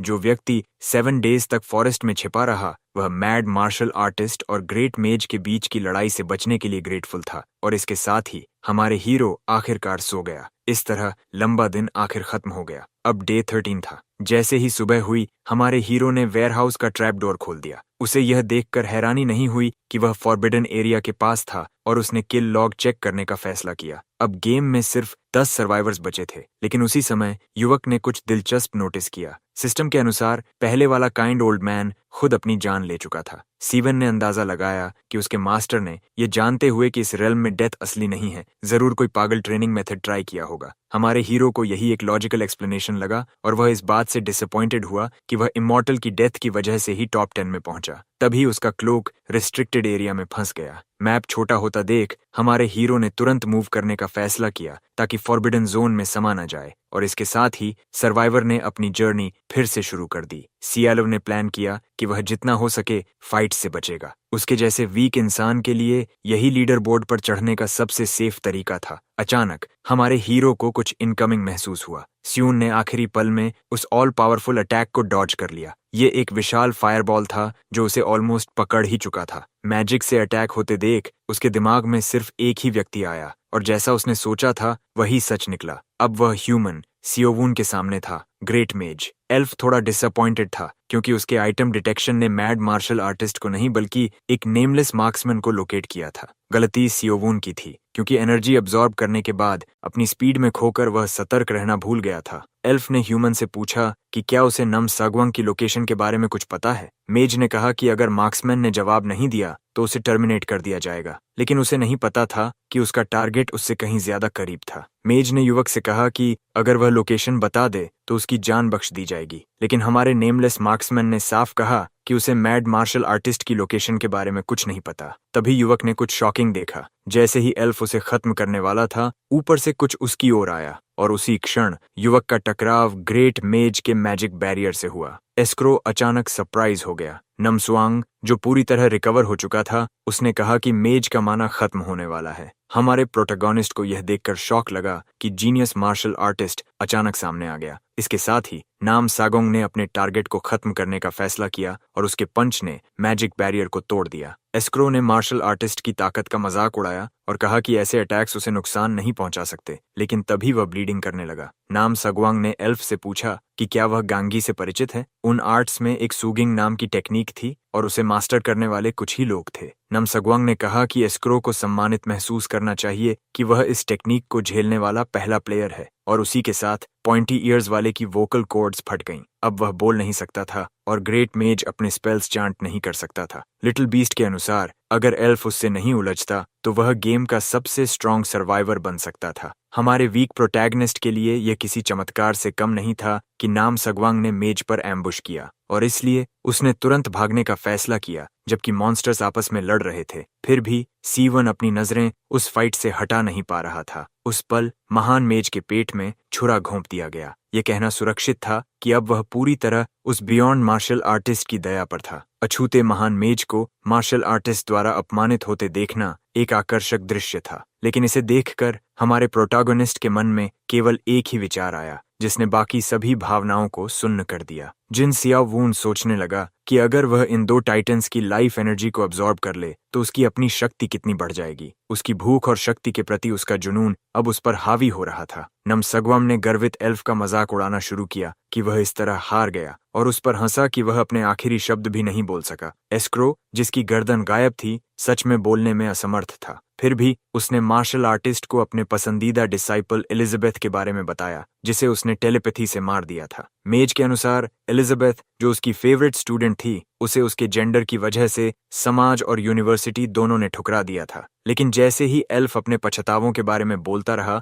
नाम सगवांग ने कहा कि वह शायद लड़के की तरह कपड़े पहने हुए थी क्योंकि उसे किसी लड़की को मारने की याद नहीं थी। इतना कहने के साथ सब कुछ मार्शल आर्टिस्ट को खत्म करने के लिए तैयार हो गया। वह यह समझने में असफल रहा कि रिंग ऑफ डेथ पर खड़ा आदमी क्या कहना चाहता था, लेकिन हमारे प्रोटैगनिस्ट ने तुरंत कुछ गलत नोटिस किया। उसने आसमान की ओर देखा। नीले आकाश में एक नारंगी रोशनी चमक उठी। स्वर्ग से एक मीटियोर मैप पर उतर रहा था। युवा मार्शल आर्टिस्ट के अनुसार यह असंभव होना चाहिए था क्योंकि उसने मेज की स्पेल चांट करने की क्षमता छीन ली थी। तब एस्क्रो ने बताया कि एक महान मेज होने के नाते वह अपनी माना और लाइफ फोर्स की बलि देकर आर्मागेडन अंतिम स्पेल कास्ट कर सकता है, और बस उसी तरह शक्तिशाली मार्शल आर्टिस्ट अपनी जान बचाने के लिए भागने लगा, ये महसूस करते हुए कि एल्फ उसे अपने साथ कब्र में ले जाएगा। हमारा कमजोर हीरो भी ऐसा ही करता है और पछताता है कि वह पहले क्यों नहीं भागा। अंत में एस्क्रो एलिजाबेथ से एक बार फिर मिलने पर खुश था और एक आखिरी बार उसे देखने की इच्छा करता है। महान मेज अंततः मर गया, पीछे अपने आइटम से भरा एक चेस्ट छोड़कर। उसी क्षण मीटियोर जमीन पर गिरा और भारी नुकसान किया। दूर से एक एल्फ ने इस विशाल विस्फोट को देखा। उस आदमी के अनुसार केवल एक ही व्यक्ति था जिसके पास इतनी विनाशकारी मैजिक का उपयोग करने की शक्ति थी। विस्फोट के बाद हमारा हीरो खुद को क्रिटिकल स्थिति में पाता है क्योंकि वह लाइफ फोर्स की भूख के कारण जल्दी नहीं भागा था। फिर भी उसने हार मानने से इनकार कर दिया। सीवोंड ने अब उन हीलिंग स्क्रोल्स का उपयोग किया जो उसने इकट्ठा किए थे ताकि वह खुद को ठीक कर सके। इस बार उसने एक एलिक्सिर की वजह से मौत के करीब से बचने में सफलता पाई। घाव ठीक हो गए थे लेकिन दर्द बना हुआ था, इसलिए मार्क्समैन ने और हीलिंग स्क्रोल्स इस्तेमाल करने का फैसला किया, और कई स्क्रोल्स इस्तेमाल करने के बाद वह आखिरकार सामान्य रूप से सांस लेने में सक्षम हो गया। इस डिजास्टर ने प्रोटैगनिस्ट के सभी हीलिंग आइटम्स खत्म कर दिए। स्यून ने फिर किल लॉग देखने का फैसला किया। महान मेज के अंतिम स्पेल के कारण अब वह उसकी लाइफ एनर्जी अब्सॉर्ब नहीं कर सकता था। फिर भी उसके आश्चर्य के लिए नाम सागवांग जीवित लगता था क्योंकि उसका नाम किल लॉग में नहीं था। तभी उसके कानों ने किसी को मदद के लिए पुकारते हुए सुना। स्यून चुपचाप उन आवाजों के स्रोत की जांच करने गया और उसे वह मिल गया। हमारे कमजोर हीरो को जो दिखा उसे देखकर वह चौंक गया। शक्तिशाली मार्शल आर्टिस्ट मौत के करीब था और खुद हीलिंग स्क्रोल इस्तेमाल करने में असमर्थ था। यहाँ तक कि नाम सगवांग भी महान मेज द्वारा बुलाए गए मीटियर से बच नहीं सका था, क्योंकि उसने अपने दोनों हाथ खो दिए थे, जिससे वह हीलिंग स्क्रोल्स का उपयोग नहीं कर सकता था। उस पल युवा आदमी ने पास किसी को देखा और उससे स्क्रोल इस्तेमाल करने की विनती की, लेकिन उस व्यक्ति ने उसे नाम सगांग के रूप में पहचान लिया। जब उसकी पहचान सबसे शक्तिशाली प्लेयर के रूप में उजागर हो गई तो मार्शल आर्टिस्ट डर गया। सियो वून ने समझाया कि वह उन आइटम्स के बारे में जानने के लिए उत्सुक था जिन्होंने नाम सुगांग को सबसे शक्तिशाली बनाया, और उसे इस दयनीय हालत में देखना आश्चर्यजनक था। मार्शल आर्टिस्ट ने तब प्रोटैगनिस्ट से मदद के बदले उसे गेम का विजेता बनाने का वादा किया और उसे समझाने की कोशिश की कि उसकी मदद बेहद महत्वपूर्ण थी। फिर भी सर्वाइवर केवल मार्शल आर्टिस्ट के आइटम्स और उसकी लाइफ फोर्स पर ध्यान केंद्रित कर रहा था, क्योंकि उसे यकीन था कि यह उसे गेम का महान चैंपियन बना देगा।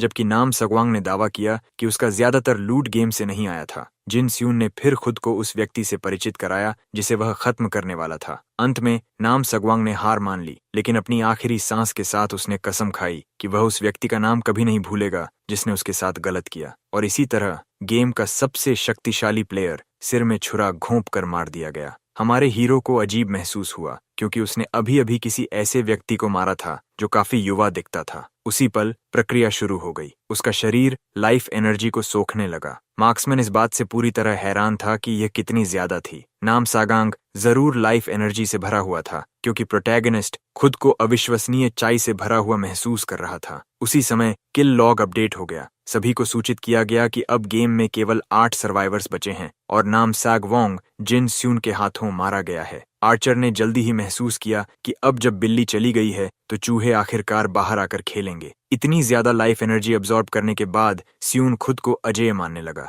हमारे हीरो ने फिर अपने हाल ही के शिकार का चेस्ट पास में देखा। इतनी इंटरनल एनर्जी मिलने के बाद प्रोटैगनिस्ट को यकीन था कि चेस्ट में शानदार लूट होगा, और जैसे ही उसने इसे खोला वह बिल्कुल भी निराश नहीं हुआ। वास्तव में हमारा हीरो काफी खुश हो गया। सवुन को कई रिंग्स मिली जो उसकी एजिलिटी, स्ट्रेंथ, स्टैमिना और मैजिक रेजिस्टेंस बढ़ाती थीं। इसके साथ वह पागल मार्शल आर्टिस्ट काफी झूठा लगा, क्योंकि उसने दावा किया था कि वह गियर का उपयोग नहीं करता, जबकि उसके पास ये सभी शानदार रिंग्स थीं। उसी पल प्रोटैगनिस्ट को अलग महसूस होने लगा, इसीलिए उसने तुरंत अपना स्टेटस विंडो खोला। सिया वूम यह देखकर खुश हुआ कि उसके सभी स्टैट्स काफी बढ़ गए थे, यहाँ तक कि मैजिक रेजिस्टेंस 90 तक पहुंच गया था। और इसके साथ अब हमारा हीरो निश्चित था कि वह गेम का चैंपियन बनेगा। चेस्ट में कई मार्शल आर्ट्स बुक्स भी थीं जिन्हें प्रोटैगनिस्ट सीख नहीं सकता था, क्योंकि उन्हें सीखने के लिए कोई शर्त पूरी करनी होगी। उसी समय कुछ ने अब शक्तिशाली मार्क्समैन का ध्यान खींचा। उसे एहसास हुआ कि एक दुश्मन करीब आ रहा है, लेकिन तभी किसी ने उस पर फायर स्पेल छोड़ दिया। जिनसून सीधे एक शक्तिशाली आग के हमले से टकराया। स्पेलकास्टर ने आइटम्स इकट्ठा करते समय गार्ड गिराने के लिए उसकी आलोचना की। उसने यह भी कहा कि सीवून जरूर बहुत लकी होगा, क्योंकि जो व्यक्ति ऐसे सरप्राइज अटैक का शिकार होता है उसके पास नाम सगवांग को हराने की बहुत कम संभावना होती है। लेकिन मेज के लिए सबसे बड़ा झटका यह था कि उसका टारगेट उसकी फ्लेम्स से टकराने के बाद भी खड़ा रहा। अपनी 90 पॉइंट्स की मैजिक रेजिस्टेंस के कारण मार्क्समैन इतना मजबूत हो गया था कि ऐसे स्पेल्स अब उसे छू भी नहीं पा रहे थे। और यह कहते हुए उसने अपनी चाल शुरू कर दी। धीमी चाल से आगे बढ़ते हुए मेज घबराने लगा और एक और शक्तिशाली स्पेल छोड़ने की धमकी देने लगा। इसके साथ मेज ने एक बड़ा हमला करने के लिए अपनी मैजिक चैनल करना शुरू किया, लेकिन हमारे प्रोटैगनिस्ट के अनुसार यह बेकार था। और इसी तरह मार्क्समैन भारी आग के विस्फोट को सहने के बाद भी चलता रहा। अब काउंटर अटैक करने का समय आ गया था। स्यून ने अपनी पहली मार्शल आर्ट का उपयोग करने का फैसला किया। ओपोनेंट पर वॉर करने के लिए उसने स्ट्रेट सफरिंग फिस्ट का इस्तेमाल किया। यह वॉर इतना शक्तिशाली था कि ओपोनेंट खून खांसने लगा और पास के पेड़ से जा टकराया। अपनी फायर पावर में हुई वृद्धि को देखकर हैरान युवा आदमी समझ गया कि मार्शल आर्ट्स की आउटपुट स्ट्रेंथ काफी हद तक इंटरनल एनर्जी पर निर्भर करती है। और यह कहते हुए केवल एक ही वार से सर्वाइवर्स की संख्या एक और कम हो गई। अपने नए शिकार की एनर्जी अब्सॉर्ब करते हुए स्यून ने सोचा कि उसकी 90 मैजिक रेजिस्टेंस उसे इंटरमीडिएट स्पेल्स से बचा रही होगी। जीनियस मार्शल आर्टिस्ट के खत्म होने के बाद अब बाकी बचे सभी सर्वाइवर्स खुद को दिखाएंगे। इसके साथ हमारे हीरो को यह समझने में ज्यादा समय नहीं लगा कि उसके सामने एक कठिन रात आने वाली है। और ये कहते हुए वह फिर से आगे बढ़ने लगा। अपने नए अपग्रेड्स के साथ जिन सीईओ ने उस बूढ़े आदमी जैसी स्पीड हासिल कर ली थी, जिसके प्रति वह बहुत बड़ा आभार मानता था। 60 मिनट्स तक चलते रहने के बाद हमारे हीरो ने एरिया को स्काउट करने के लिए थोड़ी देर रुकने का फैसला किया। तभी अचानक उसने किसी को उसे बाहर आने के लिए चिल्लाते हुए सुना। सोविन यह देखकर हैरान रह गया कि जंगल के बीच कोई प्लेयर इस तरह चिल्ला रहा था। विशाल तलवार वाला लाउडमाउथ चाहता था कि प्रोटोगोनिस्ट खुद को दिखाकर अपनी बहादुरी साबित करे। लंबा मस्क्यूलर मॉन्स्टर चिल्लाया कि बाकी सभी कंटेंडर्स उससे डरकर छिपे हुए हैं। तभी अचानक कुछ उसकी ओर तेजी से आया। सोर्ड्समैन ने तुरंत उस प्रोजेक्टाइल को नोटिस किया और अपने जायंट सोर्ड से खुद को एरो से बचा लिया। मसल मॉन्स्टर इस कायराना हरकत पर गुस्सा हो गया, जबकि सीवून उत्सुक हो गया। वह उस आर्चर के बारे में सोचने लगा जिसने यह एरो छोड़ा था। सोर्ड्समैन के अनुसार केवल एक ही मार्क्समैन था जो एरो में इतनी बड़ी मात्रा में ऑरा भर सकता था। उस मार्क्समैन का नाम जुर्वाना था। वह आदमी यह देखकर उत्सुक हुआ कि सोर्ड्समैन उसे जानता है। इससे मसल मॉन्स्टर ने जुर्वाना को बताया कि वह और बाकी मर्सिनरीज उसे एक लेजेंडरी डिवाइन आर्चर मानते हैं। बॉडी बिल्डर ने फिर आर्चर को साथ मिलकर कंपटीशन जीतने का प्रस्ताव दिया, जिसकी शुरुआत जिन्स वून को खत्म करने से होनी थी। इसके साथ नुकीले कानों वाला जमीन पर उतरा। मर्सिनरी ने तुरंत खुद को स्टानो के रूप में परिचित कराया। उसने आर्चर से वादा किया कि वह उससे प्रभावित होगा क्योंकि वह अपने गिल्ड में काफी प्रसिद्ध है। एल्फ ने सिर्फ एक शब्द में जवाब दिया। स्टानो को यह तथाकथित डिवाइन आर्चर काफी मूर्ख लगा। जुरोक्वाना थोड़ा हैरान हुआ क्योंकि उसने अपने टाइमिंग का गलत अंदाजा लगाया था। मर्सिनरी ने कहा कि मार्क्समैन के लिए दूरी कम करना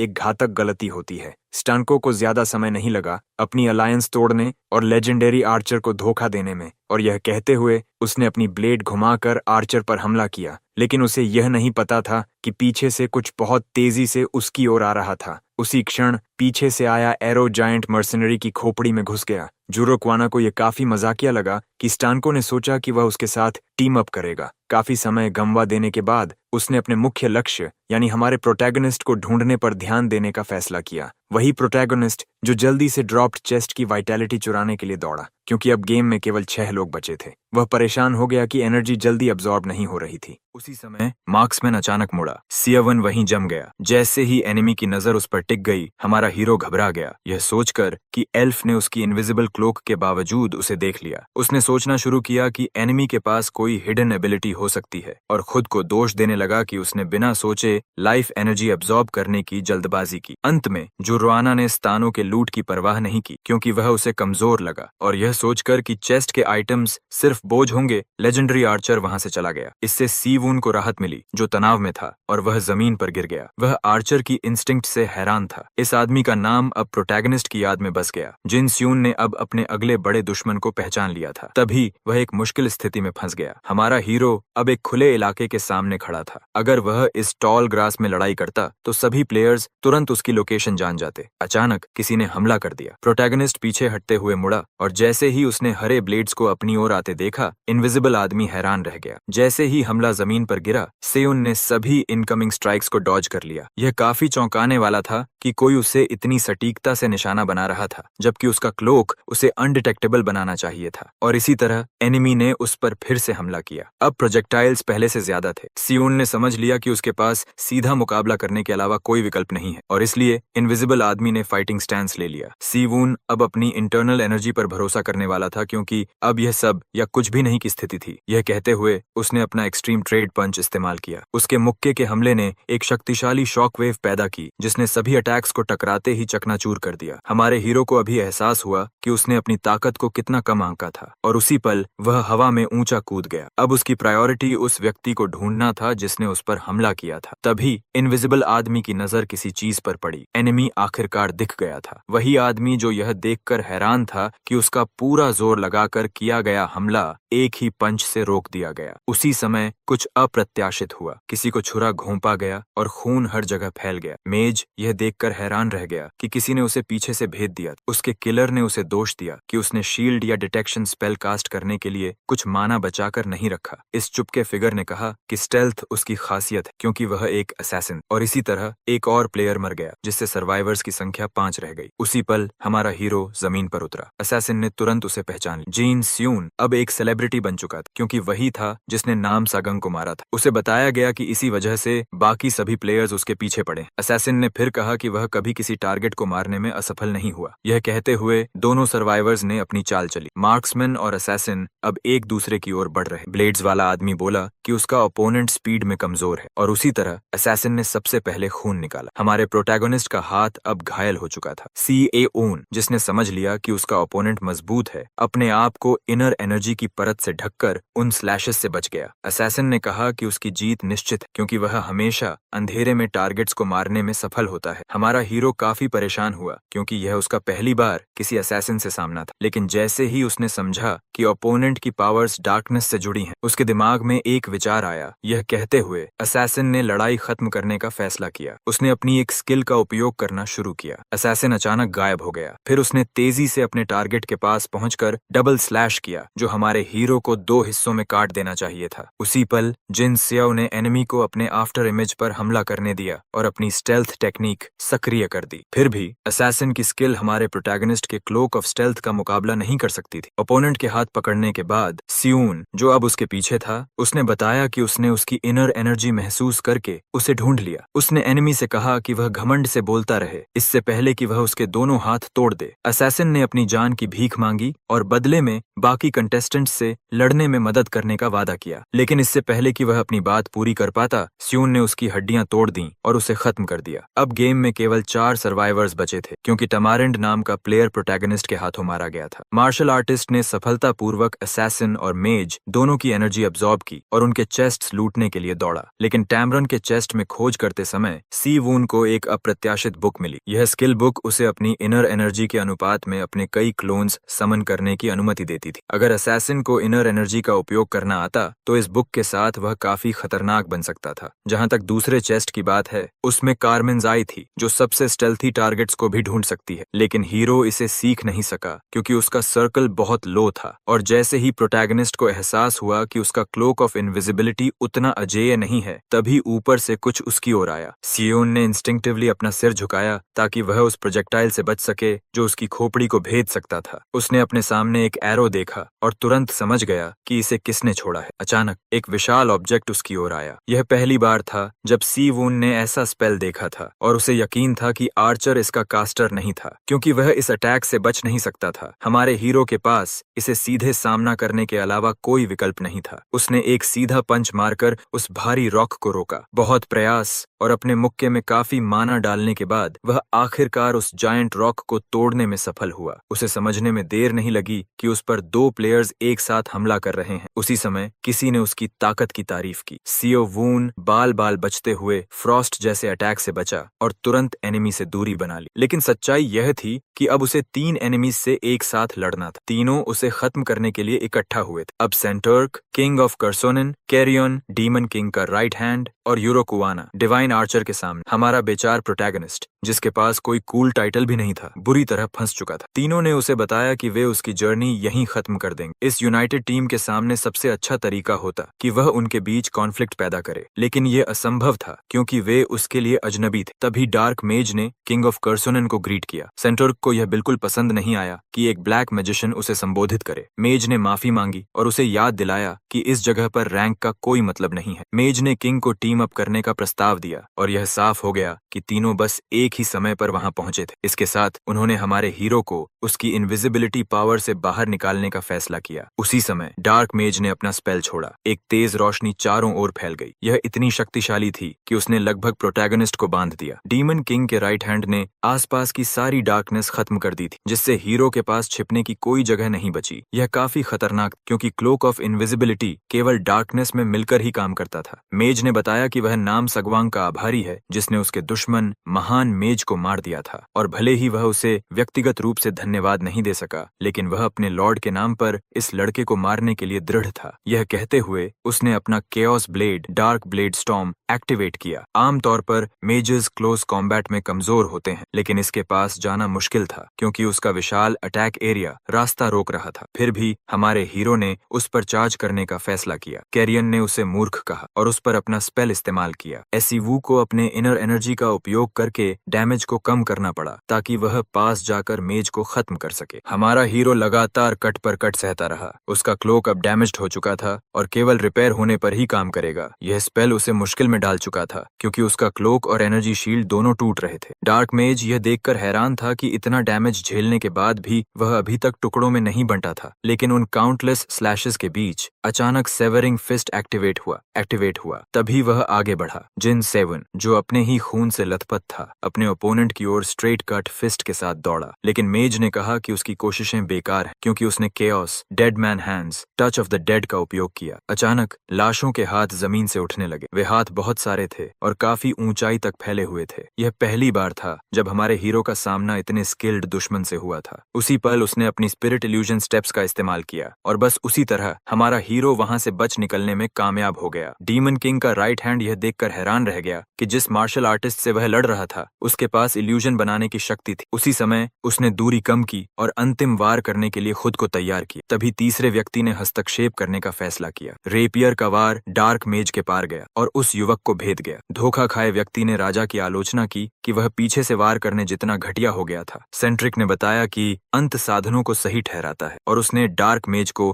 कभी अपना साथी माना ही नहीं था। फिर भी उसने उसे धन्यवाद दिया कि उसने अपनी आखिरी सांस का उपयोग करके उस परेशान करने वाले प्रोटैगनिस्ट को खत्म कर दिया। इतना कहने के बाद अब राजा और डिवाइन आर्चर आमने सामने थे। सेंटुर्क ने समझाया कि यह काफी अजीब था कि वह खुद जुर्रोआना का सामना 1-on-1 लड़ाई में कर रहा था, जो उसकी सेना के लिए एक परेशानी था। तब आर्चर ने रॉयल को बताया कि वे अभी अकेले नहीं थे और इससे पहले कि मूंछों वाला व्यक्ति समझ पाता कि क्या हो रहा है, हमारे प्रोटैगनिस्ट ने उसकी खोपड़ी पर जोरदार मुक्का मारा। यह वार इतना ताकतवर था कि उसने उसके शरीर को मोड़ते हुए उसके आर्मर का एक हिस्सा भी उड़ा दिया। इसी तरह सोर्ड्समैन पास के एक पहाड़ की ओर उछल गया। स्यो ने फिर अपनी सांस संभालने की कोशिश की। अब हमारे हीरो के सामने खड़े होकर जुर्रो क्वाना ने कहा कि उसने राजा के हमले को इल्यूजन का उपयोग करके जरूर डॉज किया होगा। इतना कहने के बाद सेउन ने उसे बात करना बंद करने और सीधे अंतिम लड़ाई शुरू करने को कहा। जुर्रोआना को यह मजेदार लगा कि सभी लोग इतनी जल्दी में थे और उसने युवक को स्पष्ट किया कि उसकी अभी एक लड़ाई बाकी है। राजा,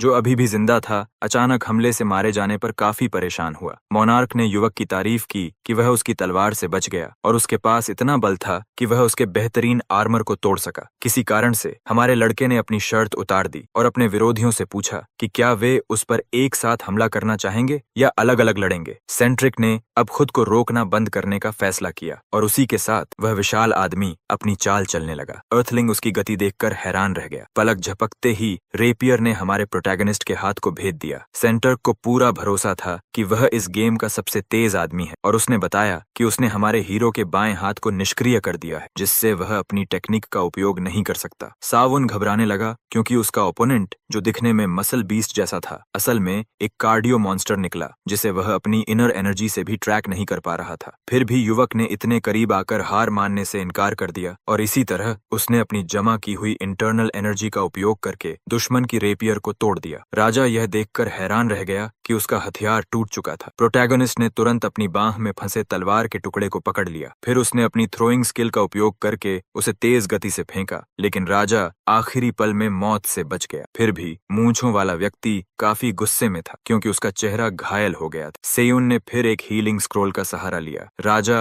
अपने ओपोनेंट के दृढ़ निश्चय को नजरअंदाज नहीं कर पाया। इसी कारण उसने अपनी तलवार से ऑरा ब्लेड का उपयोग करके एक नया हथियार बना लिया। सेंटुर्क ने अपने युवा ओपोनेंट की स्किल्स को समझना शुरू किया, यह देखते हुए कि उसने उसे ऑरा ब्लेड का उपयोग करने पर मजबूर कर दिया था। जिन सेवून की बांह पूरी तरह ठीक हो चुकी थी। इतना कहने के बाद हमारे हीरो ने फिर से अपनी स्पिरिट इल्यूजन स्टेप्स का सहारा लिया। उसने अपनी पूरी शक्ति का उपयोग करके अपने कई क्लोन्स बना लिए। सोर्ड्समैन को मार्शल आर्टिस्ट की ये ट्रिक्स काफी परेशान करने वाली लगी। जिन सियावून और कर्सोनन के राजा दोनों ही जीत हासिल करने की जलती हुई इच्छा से भरे हुए थे। इस बीच दूर से देख रहा तीसरा सर्वाइवर उन्हें अपनी लड़ाई जल्दी खत्म करने के लिए कह रहा था। डिवाइन आर्चर इंतजार करते करते बोर होने लगा था कि उनमें से कोई एक जीते और उसे चैलेंज करे। प्रोटैगनिस्ट ने फैसला किया कि वह राजा के खिलाफ कुछ भी नहीं रोकेगा। वही राजा जिसने उसे कहा था कि वह बोलना बंद करे और अपने हाथ चलाना शुरू करे। सेंटर्क को 2 मिनट के अंदर प्रोटैगनिस्ट को हराने का तरीका ढूंढना था, क्योंकि यही उसकी ब्लेड की ड्यूरेशन डेस्परेशन थी। युवक को एहसास हो गया कि उसका अंत करीब है। उसकी इंटरनल एनर्जी लगभग खत्म हो चुकी थी और इसके साथ ही वह विशाल स्पीडस्टर और उसका शैडो क्लोन इस्तेमाल करने वाला ओपोनेंट एक दूसरे पर टूट पड़े। राजा ने रैपियर से उनमें से एक को मारने की कोशिश की, लेकिन दूसरा पीछे से उस पर वार कर गया। ब्लॉन्ड आदमी ने तुरंत पीछे से वार करने वाले पर हमला किया, लेकिन उसके शॉक के लिए उसे लगा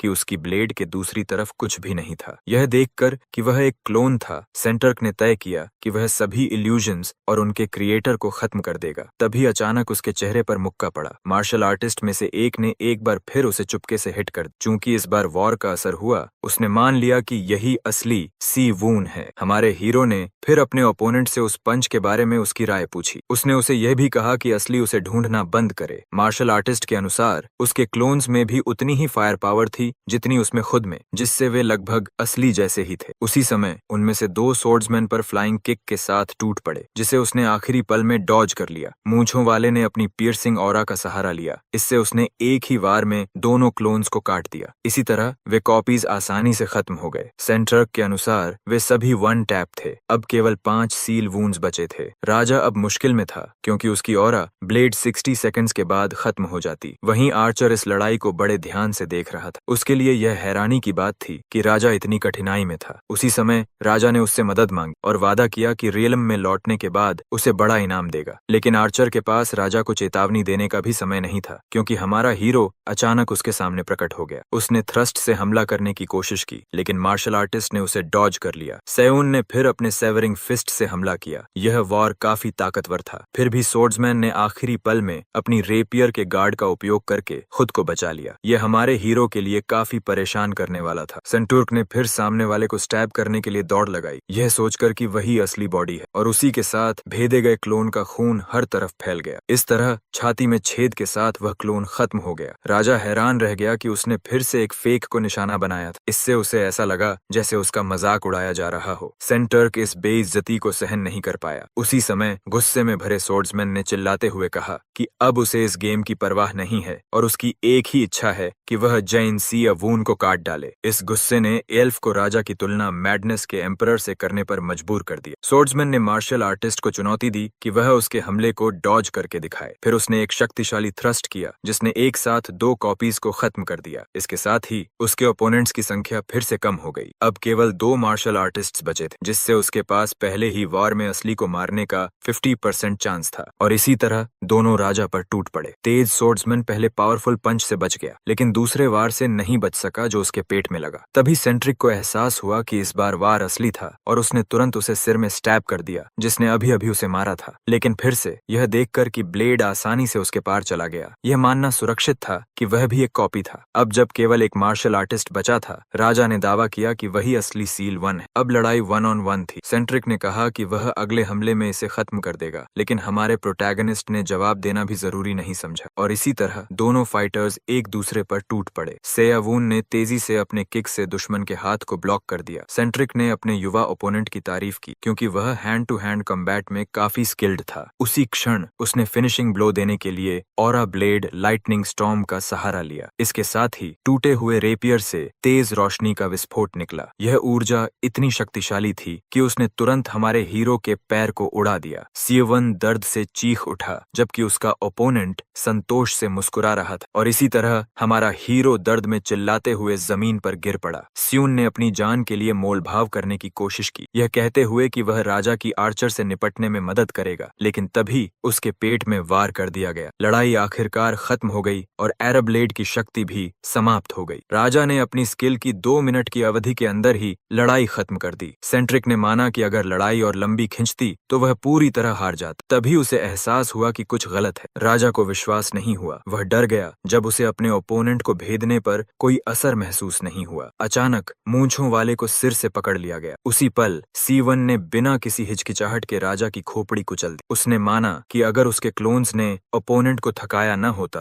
तो वह हार जाता। डिवाइन आर्चर ने अर्थलिंग की जीत पर आश्चर्य जताया। जुराकाना ने हमारे प्रोटैगनिस्ट का धन्यवाद किया कि उसने उस परेशान करने वाले राजा को मार दिया। उसने बताया कि शक्तिशाली सेंचर, जिसने जीत के लिए अपनी आत्मा तक दांव पर लगा दी थी, उसे हमारे युवा मार्शल आर्टिस्ट ने अपनी पूरी ताकत का इस्तेमाल करके मात दे दी। वही युवा मार्शल आर्टिस्ट जिसे वह अब खत्म करने के लिए तैयार हो रहा। और इसी तरह डिवाइन आर्चर ने अपनी जीत हासिल करने के लिए लिए हमला कर दिया। यह देखकर युवक डर गया। सियाव ने अपनी आखिरी किल के बाद काफी इंटरनल एनर्जी खर्च कर दी थी। हालांकि यह नाम सगवांग जितनी नहीं थी, फिर भी प्रोटैगनिस्ट की ऊर्जा भर चुकी थी। अब उसके पास आर्चर का सामना करने के लिए जरूरी ऊर्जा थी। तभी उसने कुछ खतरनाक नोटिस की। सिया वोंग ने तेजी से उसकी ओर आते एरो को डॉज कर लिया। इसके साथ ही उसने तुरंत अपनी क्लोन टेक्निक का इस्तेमाल किया। मार्शल आर्टिस्ट्स की एक पूरी सेना डिवाइन आर्चर पर टूट पड़ी। एल्फ को यह टेक्निक काफी परेशान करने वाली लगी, फिर भी वह हल्की मुस्कान रोक नहीं पाया। आर्चर ने तुरंत एक एरो छोड़ा जिसने सील वुंड्स में से एक के पैर को निशाना बनाया। यह सच में चौंकाने वाला था। इसी तरह मेन बॉडी गिरने लगा और सभी क्लोन्स गायब होने लगे। आर्चर फिर उसके पास जमीन पर आ गया। जोरोआना ने समझाया कि उसे हमारे हीरो को इमोबिलाइज करना था और इसी तरह उसने पहले उसके दाहिने हाथ में फिर बाएं हाथ में तीर मार दिया। हमारे परेशान हीरो ने पूछा कि पॉइंटेड ईयर्स वाला उसे उसके क्लोन्स से कैसे पहचान पाया। डिवाइन आर्चर बस मुस्कुराया और बताया कि उसने सिर्फ अपने इंस्टिंक्ट्स पर भरोसा किया। जबकि मानव अभी भी भ्रमित था, मार्शल आर्टिस्ट ने बताया कि यहाँ तक पहुंचने के लिए उसे कितना संघर्ष करना पड़ा होगा। जोरोआना ने प्रोटैगनिस्ट के प्रति सम्मान जताया, जिसे इसकी परवाह नहीं थी, और उसने बस उसे लड़ाई खत्म करने को कहा। और इसके साथ ही लड़ाई आखिरकार समाप्त हो गई। जिन सियो वून मारा गया, उसके सिर में तीर मारकर। जब मार्क्समैन यह सोच रहा था कि क्या लड़ाई सच में खत्म हो गई है, तभी आखिरी चेस्ट प्रकट हुआ। क्लाउडे नाम के इस गेम की लड़ाई सच में खत्म हो चुकी थी। हमारा हारा हुआ युवक खुद को दोष देने लगा कि वह बहुत लापरवाह था। इतनी बड़ी मात्रा में माना खर्च करने के बावजूद दूसरे स्थान पर आने वाला व्यक्ति संतुष्ट नहीं था। उसके शौक के लिए सिस्टम ने उसे बताया कि उसने दूसरे गेम में भाग लेने का अधिकार हासिल कर लिया है। जैसे ही मैच के दौरान मिले आइटम्स सामने आए, युवक को 140 रिवॉर्ड कॉइन्स मिले। हमारे हीरो द्वारा उठाई गई हर चीज की अलग कीमत थी। सिस्टम ने उसे बताया कि वह दिए गए पैसों से कोई भी आइटम खरीद सकता है, लेकिन हमारे प्रोटैगनिस्ट के शौक के लिए उसकी क्लोनिंग टेक्निक की कीमत 130 कॉइन्स थी, जिसे उसने बेहद महंगा बताया। सिस्टम ने फिर बताया कि 5 फाइनलिस्ट्स में से एक होने के कारण वह फ्री आइटम्स पाने के लिए एक व्हील स्पिन कर सकता है। यह देखते हुए कि वह मैच में दूसरे स्थान पर था, जिन सोवुन 2 स्पिन्स कर सकता था, जिससे वह प्रार्थना करने लगा कि उसे महंगा क्लोक ऑफ इनविजिबिलिटी या क्लोनिंग मिल जाए। यह जानकर मार्शल आर्टिस्ट काफी खुश हो गया, क्योंकि इससे उसे बड़ा एडवांटेज मिल सकता था। इसके साथ ही उसने अपना पहला स्पिन शुरू किया। उसकी नजरें रूलेट पर टिकी हुई। उसी समय उसने स्पिन रोकने का फैसला किया। सियो वून अपने टोज पर खड़ा था, यह देखने के लिए कि उसे क्या मिला है। हमारे प्रोटैगनिस्ट का प्राइज एस्क्रोज नेकलेस निकला। यह उसे काफी निराश कर गया, क्योंकि फ्री रूलेट ने उसे सबसे सस्ता आइटम दिया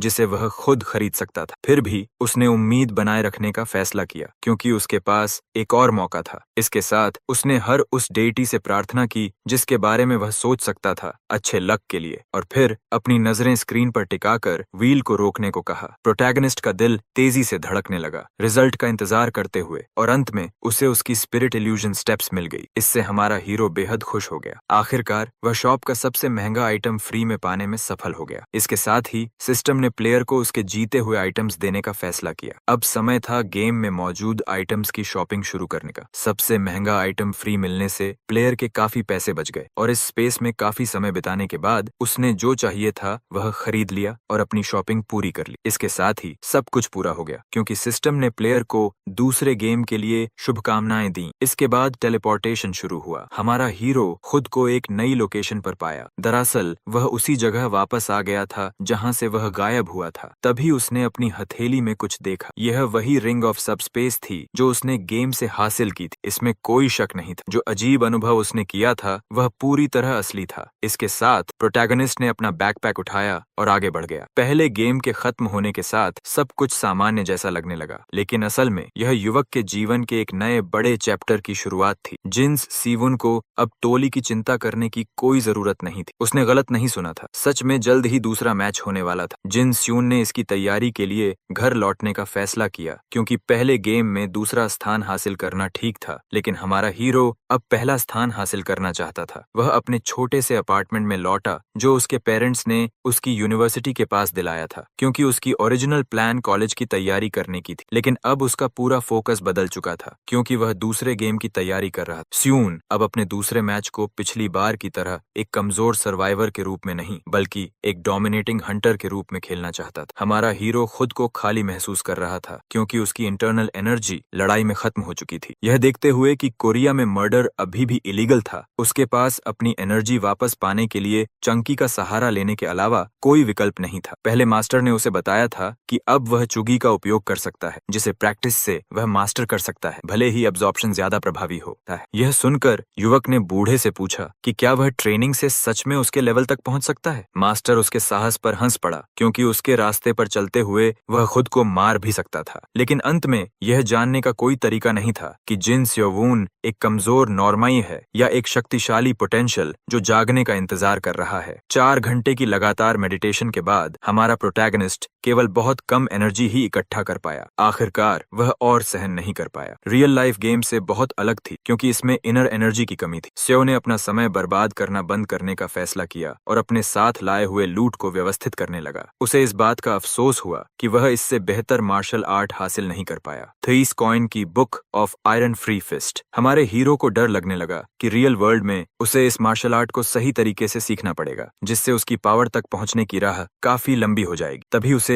एक सुखद सरप्राइज मिला। दरअसल गेम का सिस्टम अर्थ पर भी काम कर रहा था और इसी तरह उसने तुरंत इसका उपयोग करके मार्शल आर्ट को अब्सॉर्ब कर लिया। सी वून ने इसे एक पंच और फिर एक तेज किक के साथ टेस्ट किया। उसके वार गेम जितने मजबूत नहीं थे, क्योंकि उसकी इनर एनर्जी लगभग खत्म हो चुकी थी। प्रोटैगनिस्ट ने फिर बाकी आइटम्स को चेक करने का फैसला किया। उनमें से एक वह नेकलेस था जो उसे व्हील स्पिन से मिला था। एक छोटे टेस्ट के बाद उसे एहसास हुआ कि उसका डिस्क्रिप्शन झूठा नहीं था और वह नेकलेस प्योर गोल्ड का था। सियाव काफी शॉक्ड रह गया जब उसे पता चला कि यह एक कॉइन वाला आइटम 10 मिलियन वन के बराबर हो सकता है। यानी अगर उसे ऐसे 10 नेकलेसेस मिल जाएं, तो वह पूरी फॉर्चून बना सकता है। गेम के सभी आइटम्स, यहाँ तक कि सबसे सस्ते भी, अर्थ पर भारी कीमत में बेचे जा सकते थे। उनमें से एक ये एलिक्सियर था जो यूजर को 1 साल तक बिना किसी बीमारी के जीवन देता है। सॉ वून ने सोचना शुरू किया कि इस आइटम को वह बीमार मिलियनेयर्स को ऊंची कीमत पर बेच सकता है जिन्होंने उम्मीद खो दी है। अब उसे पूरा यकीन हो गया था कि यह गेम उसकी जिंदगी बदलने का मौका है। तभी भूखे प्रोटैगनिस्ट को एहसास हुआ कि उसने पूरे गेम में केवल जर्कीज खाए थे और उसकी भूख इनर एनर्जी के कारण दब गई थी और इसलिए उसने कुछ खाने जाने का फैसला किया। थोड़ी देर बाद ग्रैंडमाज रेस्टोरेंट में हमारे हीरो ने 1 सेट मील ऑर्डर किया। यह वही मंथली 5001 लग्जरी थी जिसे उसने गेम के दौरान सबसे ज्यादा मिस किया था। सीवन की आंखों से आंसू बहने लगे जब उसने फिर से व्हाइट राइस का स्वाद लिया। बूढ़ी ओनर ने उसके बिहेवियर पर सवाल किया और उसे रोना बंद करने को कहा, क्योंकि वह एक आदमी था। सेउन ने कहा कि वह बस उस फ्लेवर में डूब गया था, जबकि बूढ़ी महिला ने उसे अपनी प्लेट खत्म करने और जरूरत हो तो दूसरा मांगने को कहा। जैसा उसने सोचा था, गेम का समय रियल वर्ल्ड से अलग था। खाना खत्म करने के बाद बूढ़ी महिला ने उससे पैसे देने और फिर आने को कहा। सॉ वून अगले मैच से पहले एनर्जी जमा करना चाहता था, भले ही उसे नहीं पता था कि वह कब शुरू होगा। तभी उसे एक खास आइटम याद आया जो वह वापस लाया था। 2 कॉइन की रिंग ऑफ स्ट्रेंथ पहनने के बाद प्रोटैगनिस्ट सोचने लगा कि क्या इसका इफेक्ट गेम जैसा ही होगा, और उसी पल उसने तुरंत बदलाव महसूस किया। सियोवुन ने पोजीशन ली और एक डरावनी ऊंचाई तक छलांग लगा दी। ऐसा लगा जैसे उसका शरीर प्योर पावर बन गया हो। इतनी ऊंचाई से भी वह आसानी से लैंड कर गया। उसने प्रार्थना की कि किसी ने उसे देखा या रिकॉर्ड न किया हो ताकि वह परेशानी से बच सके। लेकिन यह देखकर कि रिंग के स्टैट्स गेम जैसे ही थे, युवक सोच में पड़ गया। घर पहुंचकर उसने उस आइटम के बारे में सोचा जिसे वह इनर एनर्जी मिलने के बाद इस्तेमाल करना चाहता था, लेकिन सोचने के बाद उसने उसे तुरंत इस्तेमाल करने का फैसला किया। यह सबसे महंगा आइटम था जो उसे मिला था। 50 काउंशिंग के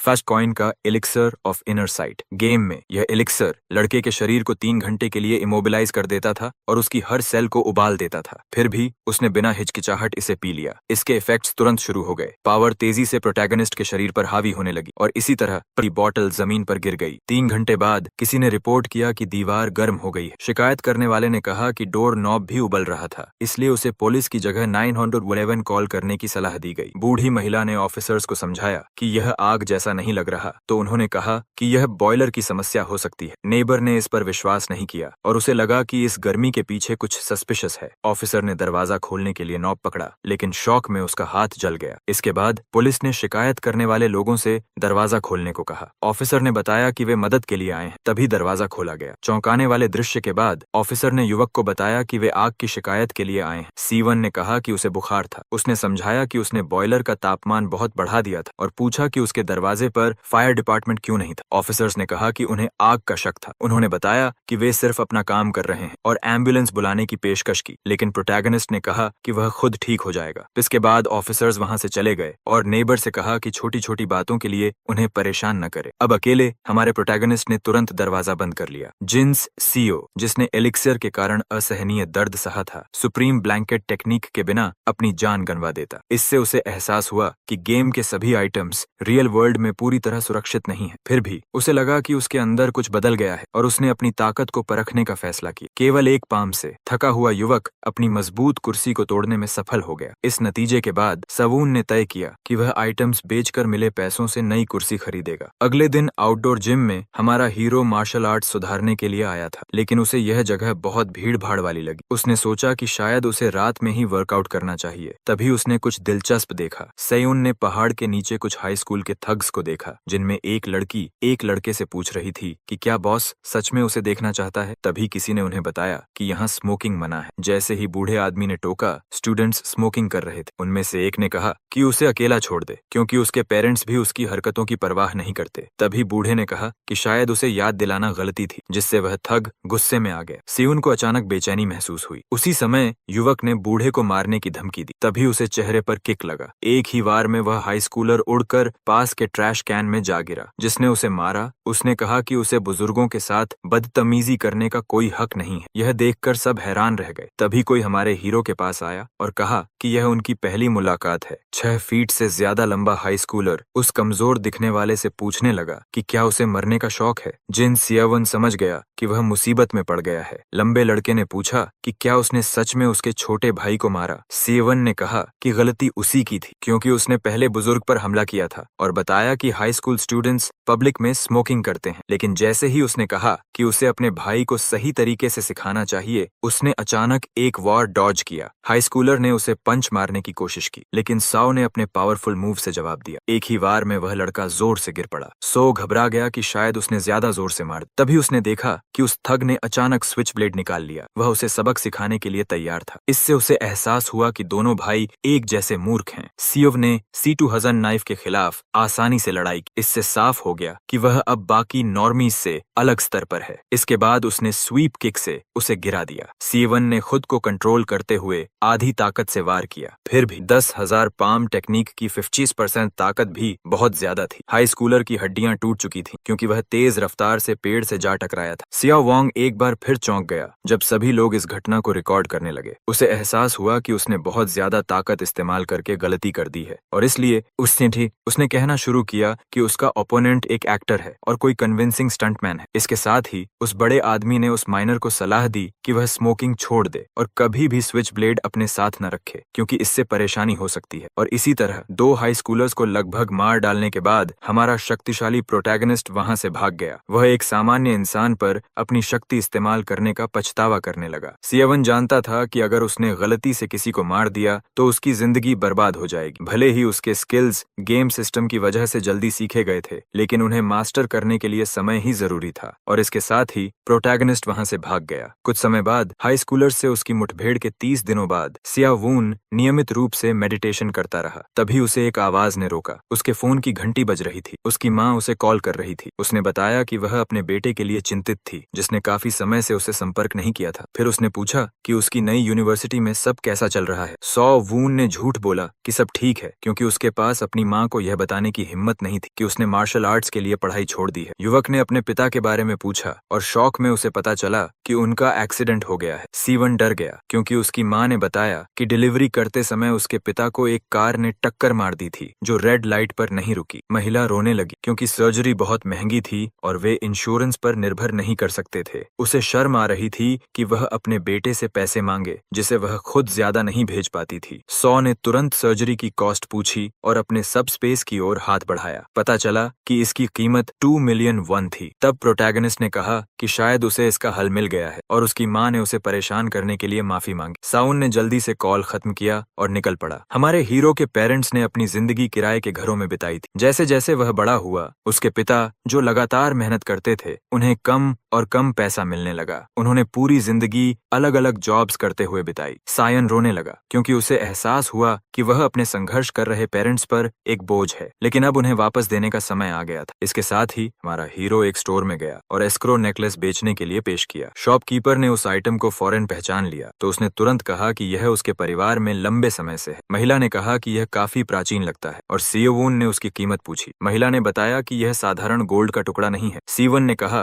कि उसे मजबूरी में इसे अपने पिता की सर्जरी के लिए जल्दी बेचना होगा। अब उसके पास इसे बेचने के अलावा कोई विकल्प नहीं था। बाद में सेल पूरा करने के बाद युवक स्टोर से बाहर निकल गया। हाल ही में गोल्ड की कीमत बढ़ने के कारण सियोन अपने पिता की सर्जरी और एक अच्छा जीवन दोनों अफोर्ड कर सकता था। शॉपकीपर की मुस्कान देखकर उसे एहसास हुआ कि उसने नेकलेस सस्ते में बेच दिया, लेकिन उसके पास जल्दी पैसे जुटाने के अलावा कोई विकल्प नहीं था। इसलिए उसने सोचा कि भविष्य में अपने आइटम्स को सुरक्षित तरीके से कैसे बेचे। अभी उसकी प्रायोरिटी अपनी माँ को पैसे भेजना थी। जब उसकी माँ को पैसे मिले तो वह हैरान रह गई कि उसने इतनी बड़ी रकम भेजी है। उसे डर था कि प्रोटैगनिस्ट ने लोन लिया है। हीरो ने समझाया कि यह संभव नहीं है क्योंकि वह जॉबलेस है और यह पैसा उसने पार्ट टाइम जॉब से बचाया है। इसके साथ ही उसने कॉल खत्म करते हुए अपनी माँ से कहा कि वह हॉस्पिटल आकर उनसे मिल नहीं पाएगा। बाद में अपने बेडरूम में सेवून अकेला बैठकर सोच रहा था। तभी उसे एक बातचीत से प्रेरणा मिली जो उसने सुनी थी। दो हाई स्कूलर्स एक वीडियो की आलोचना कर रहे थे और कह रहे थे कि यह CGI और स्पेशल इफेक्ट्स से भरा हुआ है, जबकि वह ऐसा लग रहा था जैसे उसे सीक्रेटली रिकॉर्ड किया गया हो। उसमें एक व्यक्ति मैजिक वर्ड्स बोल रहा। यह सुनकर हमारा हीरो काफी शॉक्ड हो गया। एक सामान्य इंसान इस पर ज्यादा ध्यान नहीं देता, लेकिन एक प्लेयर होने के नाते वह जानता था कि वे गेम के स्पेल्स थे। यह उसके लिए बड़ा झटका था क्योंकि इसका मतलब था कि वह अकेला कोरियन नहीं था जिसने मैच में हिस्सा लिया था। हाई स्कूलर्स के अनुसार यह वीडियो बार बार डिलीट और अपलोड हो रहा था, जो काफी अजीब था। जिन्सवून ने कभी नहीं सोचा था कि अर्थ पर दूसरे प्लेयर्स का होना उसकी जिंदगी को कैसे प्रभावित करेगा। वहीं दूसरी तरफ कोई एक महत्वपूर्ण फोन कॉल पर था और उसने वादा किया कि वह इंटरनेट पर अपनी गलती को हर हाल में ठीक करेगा। बॉस ने माफी मांगी और समस्या को सुलझाने का वादा किया। इसके साथ ही कॉल खत्म हो गई। उसने अपने एक आदमी से वीडियो में दिख रहे कोरियन प्लेयर की रिपोर्ट मांगी, लेकिन जैसे ही उसे पता चला कि प्लेयर्स की संख्या को कंट्रोल करना असंभव है, बॉस गुस्से में आ गया। उसने भारी चीज अपने सबॉर्डिनेट के सिर पर फेंक क्योंकि रैंडम लोग एबिलिटीज हासिल कर रहे थे जो उनकी ऑर्गेनाइजेशन से नहीं थे। इसके साथ ही बॉस ने आदेश दिया कि इंटरनेट पर व्यूज के लिए लालच रखने वाले सभी प्लेयर्स को पकड़ लिया जाए। उसने यह भी कहा कि घायल आदमी का खून बंद किया जाए ताकि उसका कारपेट खराब न हो। और इसी तरह जब उनमें से एक अपनी पावर्स से अपने दोस्त को हील कर रहा था, बॉस उनकी कमजोरी की आलोचना करने लगा और अनोइंग प्रायर की शिकायत करने लगा। इसके साथ ही उसने अपने सभी आदमियों को तुरंत काम पर लगने का आदेश दिया। गर्मियों की गर्मी खत्म हो चुकी थी और रात की ठंड आ गई थी। अर्थ पर लौटे उसे 2 महीने हो चुके थे और हमारा हीरो रात के ट्रेनिंग सेशंस कभी नहीं छोड़ता था। उसने अच्छी मात्रा में इंटरनल एनर्जी हासिल कर ली थी और उसे कुछ हद तक कंट्रोल करना सीख लिया था। सियोवून ने अचानक छलांग लगाने का फैसला किया, अपने सबसे बड़े प्रॉब्लम के बारे में सोचते हुए। इसके साथ ही उसने अपना आइकॉनिक और सुपर ओरिजिनल जुत्सु इस्तेमाल किया। अब प्रोटैगनिस्ट ने अपनी शैडो क्लोन टेक्निक का वर्जन इस्तेमाल किया। फिर उसने अनब्रोकन फिस्ट स्पेशल स्ट्राइक किया। अपनी सीमित एनर्जी के कारण सोवून केवल एक ही क्लोन बना पाया। इससे भी बुरा, वह क्लोन थोड़ी देर बाद गायब हो जाता था। इसके साथ ही दोनों मार्शल आर्टिस्ट जंगल में एक साथ चलने लगे और फिर जब दोनों ने पोजीशन ली, उनके पंचेस आपस में टकराए। इसके साथ ही क्लोन तुरंत गायब हो गया। प्रोटैगनिस्ट सोचने लगा कि वह अपनी लिमिट तक पहुंच गया है क्योंकि जायंट स्वॉर्ड्समैन के साथ लड़ाई में वह आसानी से 8 क्लोन्स बना पाया था। इससे उसे लगा कि उसके अंदर कुछ समस्या है क्योंकि उसने उस समय बहुत ज्यादा इंटरनल एनर्जी इस्तेमाल की थी। सावन को भूख लगी और वह अपने सब स्पेस से खाना निकालने ही वाला था कि अचानक तेज रोशनी दिखाई दी और उसी पल प्लेयर फिर से एक नई जगह पर पहुंच गया। पिछली बार की तरह वह अलग अलग लैंग्वेजेस बोलने वाले लोगों से घिरा हुआ था जो पैनिक में थे। सियोन ने इसे अपना पहला मैच याद करते हुए पहचाना। जब उसने लॉबी में सभी को डरा हुआ देखा था, उसने अंदाजा लगाया कि गेम्स हर 2 महीने में होते हैं। तभी सिस्टम बोलने लगा, लेकिन इस बार प्रोटैगनिस्ट हैरान था क्योंकि अब ट्यूटोरियल शुरू होने वाला था जो पिछले मैच में नहीं था। सियोन मुस्कुराया क्योंकि उसे लगा कि इस बार लॉबी में ज्यादा बिगिनर्स हैं। तभी उसने देखा कि कोई स्टैच्यू पर खड़ा है। उसके कपड़ों से लगा कि वह हाई स्कूल स्टूडेंट है। सो हैरान रह गया क्योंकि यह पहली बार था जब उसने गेम में किसी और कोरियन को देखा। उस युवक ने भी उसे जल्दी नोटिस कर लिया। सो इन जेन अल्फा हाई स्कूलर्स से परेशान था जो हर मौके पर ऑरा फार्म करने की कोशिश करते थे। उसने तुरंत समझ लिया कि यह प्लेयर बिगिनर नहीं है और वह यह सोच भी नहीं सकता था कि उसमें नाम सगवांग से ज्यादा पोटेंशियल हो सकता है। जब सभी 200 प्लेयर्स लॉबी में आ गए तब गेम आखिरकार शुरू हो सकता था। क्वालिफाई करने के लिए प्लेयर्स को टॉप 200 में रैंक करना था और रिवॉर्ड्स पाने के लिए टॉप 20 में पहुंचना था। यह सुनकर हीरो को एहसास हुआ कि यह एक सेफ मैच है और उसे गेम से एलिमिनेट होने का खतरा नहीं है। इससे वह काफी खुश हुआ क्योंकि अब वह गेम में अल्टीमेट प्रेडेटर बनने की कोशिश करेगा। लेकिन उसके शौक के लिए उस ट्यूटोरियल के बाद जो वह पहले ही पूरा कर चुका था, एक नया रूल जोड़ दिया गया। उसके शौक के लिए इस मैच में ड्यूओस का का ऑप्शन था। सिस्टम ने समझाया कि प्लेयर्स लॉबी से एक पार्टनर चुन सकते हैं और अगर उनमें से कम एक अंत तक बचा रहा तो वे जीत जाएंगे। गेम ने बताया कि जो ड्यूओ नहीं बना पाएंगे वे सोलो खेलेंगे। तब सावन समझ गया कि इस लॉबी में 100 की जगह 200 प्लेयर्स क्यों हैं। प्रोटैगनिस्ट को यह काफी दिलचस्प लगा क्योंकि सभी यहाँ एक दूसरे के लिए अजनबी थे, फिर भी लोग आसानी से पार्टनर ढूंढ रहे थे क्योंकि एक कमजोर पार्टनर चुनना मतलब खुद पर बोझ लेना था। इससे हमारे हीरो ने सोचा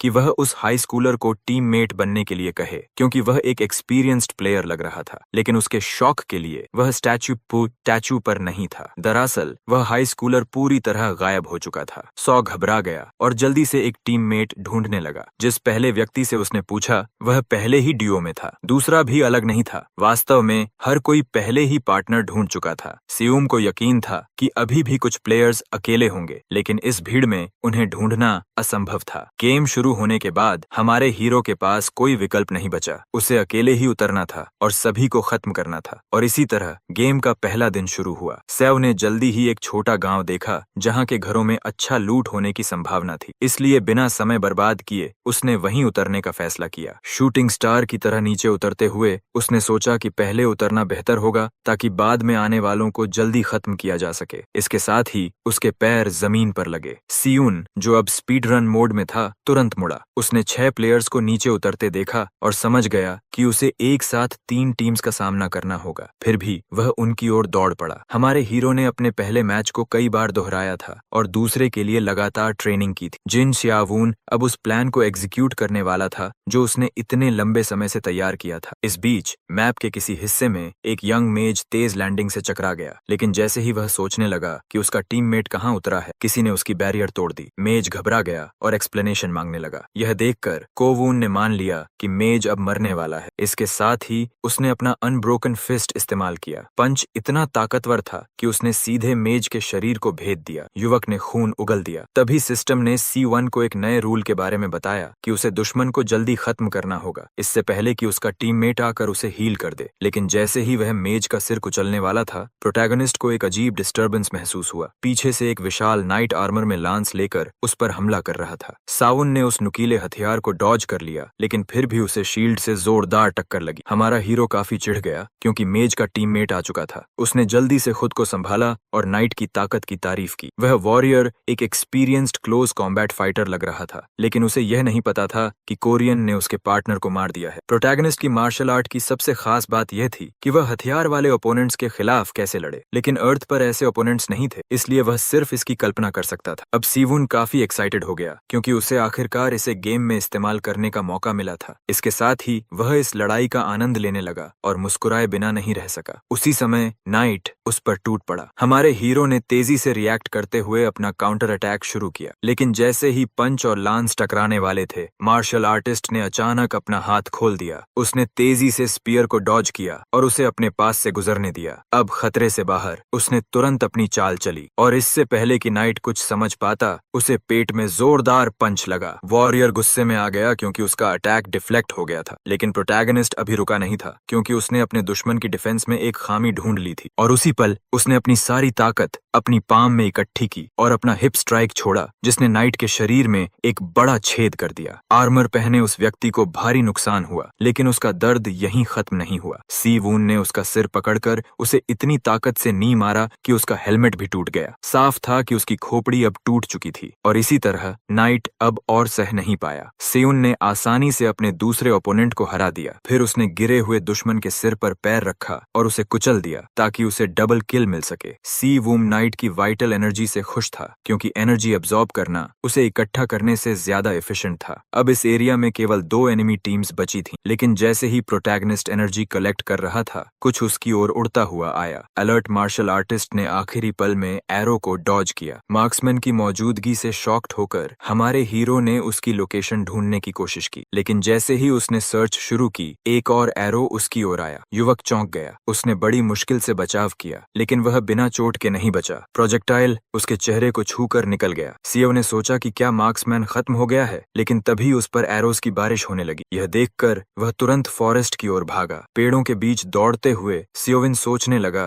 कि मार्क्समैन इतना एक्यूरेट कैसे है, लेकिन उसे यकीन था कि उसके पास इनर एनर्जी नहीं है, क्योंकि उसके शॉट्स कमजोर थे। सियोवून ने सोचा कि एनिमी अकेला है या उसके साथ कोई टीममेट है। इसके साथ ही वह वापस विलेज की ओर गया। हमारे हीरो ने सोचा कि आर्चर को ढूंढकर खत्म करने से उसका पार्टनर भी सामने आ जाएगा। पिछले गेम में ऐसी स्थिति में वह डर कर छिप जाता, लेकिन अब वह एनिमीज को केवल लाइफ एनर्जी के सोर्स के रूप में देखता था। तभी उसने कुछ डरावना देखा। पास के एक घर से एरोज की बौछार हुई और उनमें से एक उसके सिर में घुस गया। पहली नजर में लगा कि वह पहले ही दिन गेम हार गया, लेकिन असल में वह केवल एक क्लोन था। टारगेट के अचानक गायब होने से आर्चर हैरान रह गया और जैसे ही वह सोचने लगा कि उसका ओपोनेंट कहाँ गया, अचानक उसे जोरदार किक लगा। सेवुने ने आखिरकार आर्चर को ढूंढ लिया और एक किक से उसे दरवाजे तक उड़ा दिया। स्यून हैरान रह गया क्योंकि उसे लगा था कि उसने हिट किया है, लेकिन ओपोनेंट नजर नहीं आ रहा था। तभी एक शैडो उसके पास से गुजरी और उसे सच्चाई समझ में आ गई। सो समझ गया कि उसे स्टेल्थ क्लोक वाले दुश्मन का सामना करना होगा। तभी उसने अपने पीछे एक शैडो देखी और वह चौंक गया। अचानक एक एरो हवा में से निकला, लेकिन हमारे हीरो ने उसे समय पर डॉज कर लिया। क्लोक की शक्ति के कारण सायन आर्चर को महसूस नहीं कर पा रहा, जो उसके पीछे घूम रहा था। प्लेयर समझ गया कि वह मुश्किल में। आर्चर, जो समझ गया था कि वह जीत नहीं सकता, भागने लगा, लेकिन उसे नहीं पता था कि सावुन उसे भागने नहीं देगा। और उसी पल प्रोटैगनिस्ट उसके पीछे दौड़ पड़ा। वह विलेज के बीच अपने टारगेट का पीछा करने लगा। बेचारा आर्चर डर में भाग रहा था, लेकिन अचानक जिससे वह भाग रहा था वही उसके सामने आ। सेऊन ने मार्क्समैन से कहा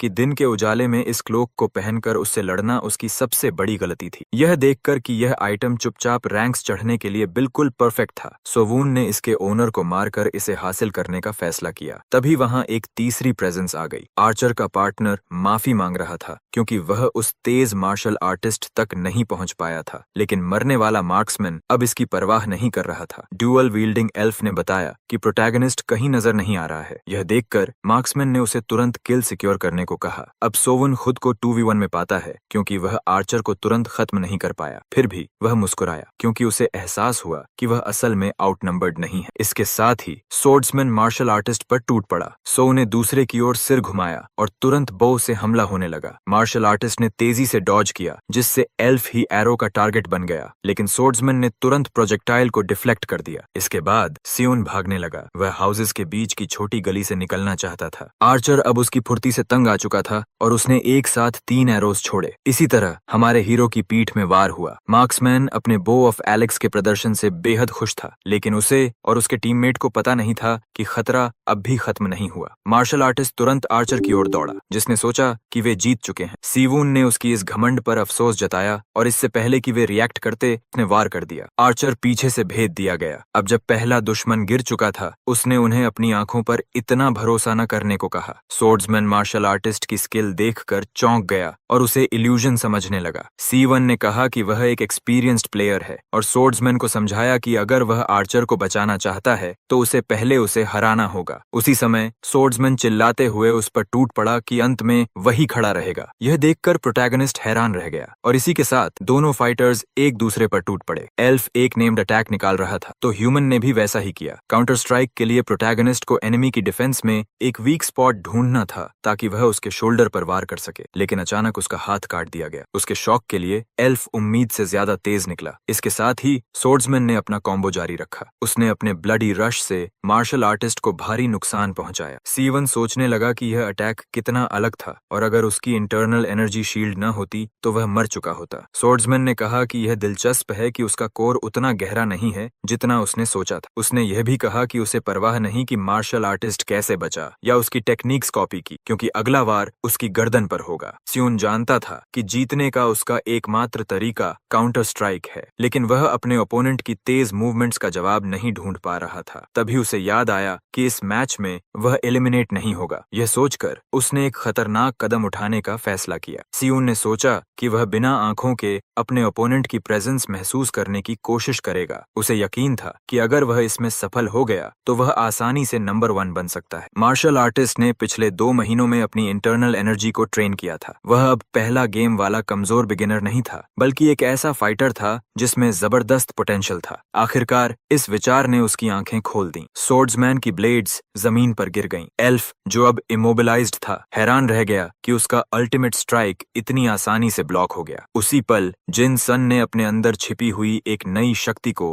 अनलॉक कर लिया। इससे पहले कि सोर्ड्समैन अपनी जान की भीख मांग पाता, हमारे प्रोटैगनिस्ट ने अपने नंगे हाथों से उसका कॉलर कुचल दिया और अपना चौथा किल हासिल कर लिया। स्वाभाविक रूप से उस शक्तिशाली सोर्ड्समैन के पास काफी लाइफ एनर्जी थी और उसने कुछ अच्छे आइटम्स भी ड्रॉप किए, जैसे हीलिंग स्क्रोल। हीलिंग आइटम इस्तेमाल करने के बाद हमारे हीरो ने मैप में आइटम्स ढूंढना शुरू किया। उसे सिर्फ इस बात का अफसोस था कि उसने क्लोक ऑफ इनविजिबिलिटी को डैमेज कर दिया था। डैमेज होने पर क्लोक काम नहीं करता और उसे रिपेयर करने के लिए स्पेशल स्क्रोल या क्राफ्ट्समैन की जरूरत होती है। फिर भी CW ने उसे अपने पास रखा और बाकी आइटम्स देखने लगा। उनमें से एक था ball of Alex the Archer, जो एरोज को थोड़ी लाइटनिंग मैजिक देता था, जो अजीब था क्योंकि लड़ाई में उसे कोई लाइटनिंग महसूस नहीं हुई थी। एक स्किल बुक भी थी जो यूजर को मल्टी शूट एरोज की एबिलिटी देती थी। इससे उसे समझ आया कि ओपोनेंट ने आर्चरी गेम में ही सीखी थी। इसके साथ ही उसने तुरंत उस स्किल बुक को इस्तेमाल कर लिया। सी वोंग ने अपनी नई एबिलिटीज को टेस्ट करने का फैसला किया। उसने एक एरो पास की दीवार पर चलाया। बो ऑफ एलेक्स पहले गेम में इस्तेमाल किए गए क्रॉसबो से काफी बेहतर था। इसके बाद सी वून ने फिलहाल आखिरी टीम को नजरअंदाज किया और रेस्ट करने और आइटम्स कलेक्ट करने का फैसला किया। वेपन्स ढूंढते हुए उसने सोचा कि इतने घर होने के कारण उसे सिर्फ लो टियर आइटम्स ही मिलेंगे और उसने अच्छे लूट के लिए प्रार्थना की था। तभी मार्शल आर्टिस्ट ने बाहर कुछ देखा। विलेज के बीच एक असामान्य रूप से ऊंचा स्ट्रक्चर था। ऐसे बिल्डिंग्स में आमतौर पर अच्छा लूट होता है, इसलिए वह तुरंत वहां गया। लगता था कि वह सबसे पहले वहां पहुंचा है, इसलिए उसने पूरे प्लेस को खोजने का फैसला किया। सावुन ने सावधानी के लिए दरवाजा बंद कर लिया। थोड़ी देर बाद टावर को लगभग पूरी तरह एक्सप्लोर करने के बाद प्रोटैगनिस्ट ने एक अच्छे आइटम के लिए प्रार्थना की, लेकिन अंत में उसे वहां कुछ नहीं मिला। नाराज होकर उसने गुस्से में दीवार पर पंच मारा। इस गेम में उसकी किस्मत या तो बहुत अच्छी थी या बिल्कुल खराब। तभी उसकी नजर कुछ पर पड़ी। उसने उस विलेज में उतरी हुई आखिरी टीम को देख लिया। यह देखकर कि वे स्कैवेंजिंग में व्यस्त थे, उसने सोचा कि क्या वह उन्हें अकेले हरा सकता है, क्योंकि उनके पास अच्छे वेपन्स हो सकते हैं। इसके साथ ही उसने दोनों एनिमीज को जल्दी खत्म करने की योजना बनाई। तभी उसने कुछ गेम चेंजिंग देखा। लगता था कि वे दोनों प्लेयर्स टावर में आने वाले हैं। दरवाजा बंद देखकर उन्होंने सोचा कि वे पहले हैं। उन्हें नहीं पता था कि कोई उनके ऊपर छिपा हुआ है। सीलून, जिसने जानबूझकर हीलिंग स्क्रोल्स को नजरअंदाज किया था क्योंकि उसके पास पहले से बहुत थे, उसने अनजाने में एक परफेक्ट ट्रैप बना दिया था। वह दोनों पर कूद पड़ा, यह मानकर कि वे बिगिनर्स हैं। सियाओ ने फाइट शुरू होते ही फर्स्ट ब्लड लेने का फैसला किया। उन क्लूलेस बिगिनर्स ने जमीन पर एक शैडो देखी और इसी तरह एक शानदार लेकिन बेवजह प्यूएट करने के बाद प्रोटैगनिस्ट जमीन पर उतरा। सियोन ने कहा कि एनिमी एक स्ट्रॉन्ग मेज हो सकता है। अगर ऐसा है तो उसके पास बैरियर होगा, और जैसे ही एनर्जी के टुकड़े टूटे उसका अंदाजा सही निकला। दोनों पैनिक में आ गए क्योंकि दुश्मन आसमान से गिरा था। इसके साथ ही हमारे हीरो ने अगले अटैक में फाइट खत्म करने का फैसला किया। उसी समय मेज ने फायर से हमला किया। अगर वह हिट हो जाता तो उसे क्रिटिकल डैमेज मिलता, इसलिए उसने तुरंत बचाव किया। इससे फ्लेम स्पेल फ्रेंडली फायर बन गया और वॉरियर आग में जलने लगा। ब्लॉन्ड व्यक्ति पैनिक में आग बुझाने की कोशिश करने लगा। व्यूअर्स ने जल्दी नोटिस किया कि हीरो सोलो खेल रहा था क्योंकि कोई भी उसकी मदद नहीं कर रहा था। इसके साथ ही एक जायंट एक्स वाला उस पर टूट पड़ा। फिर भी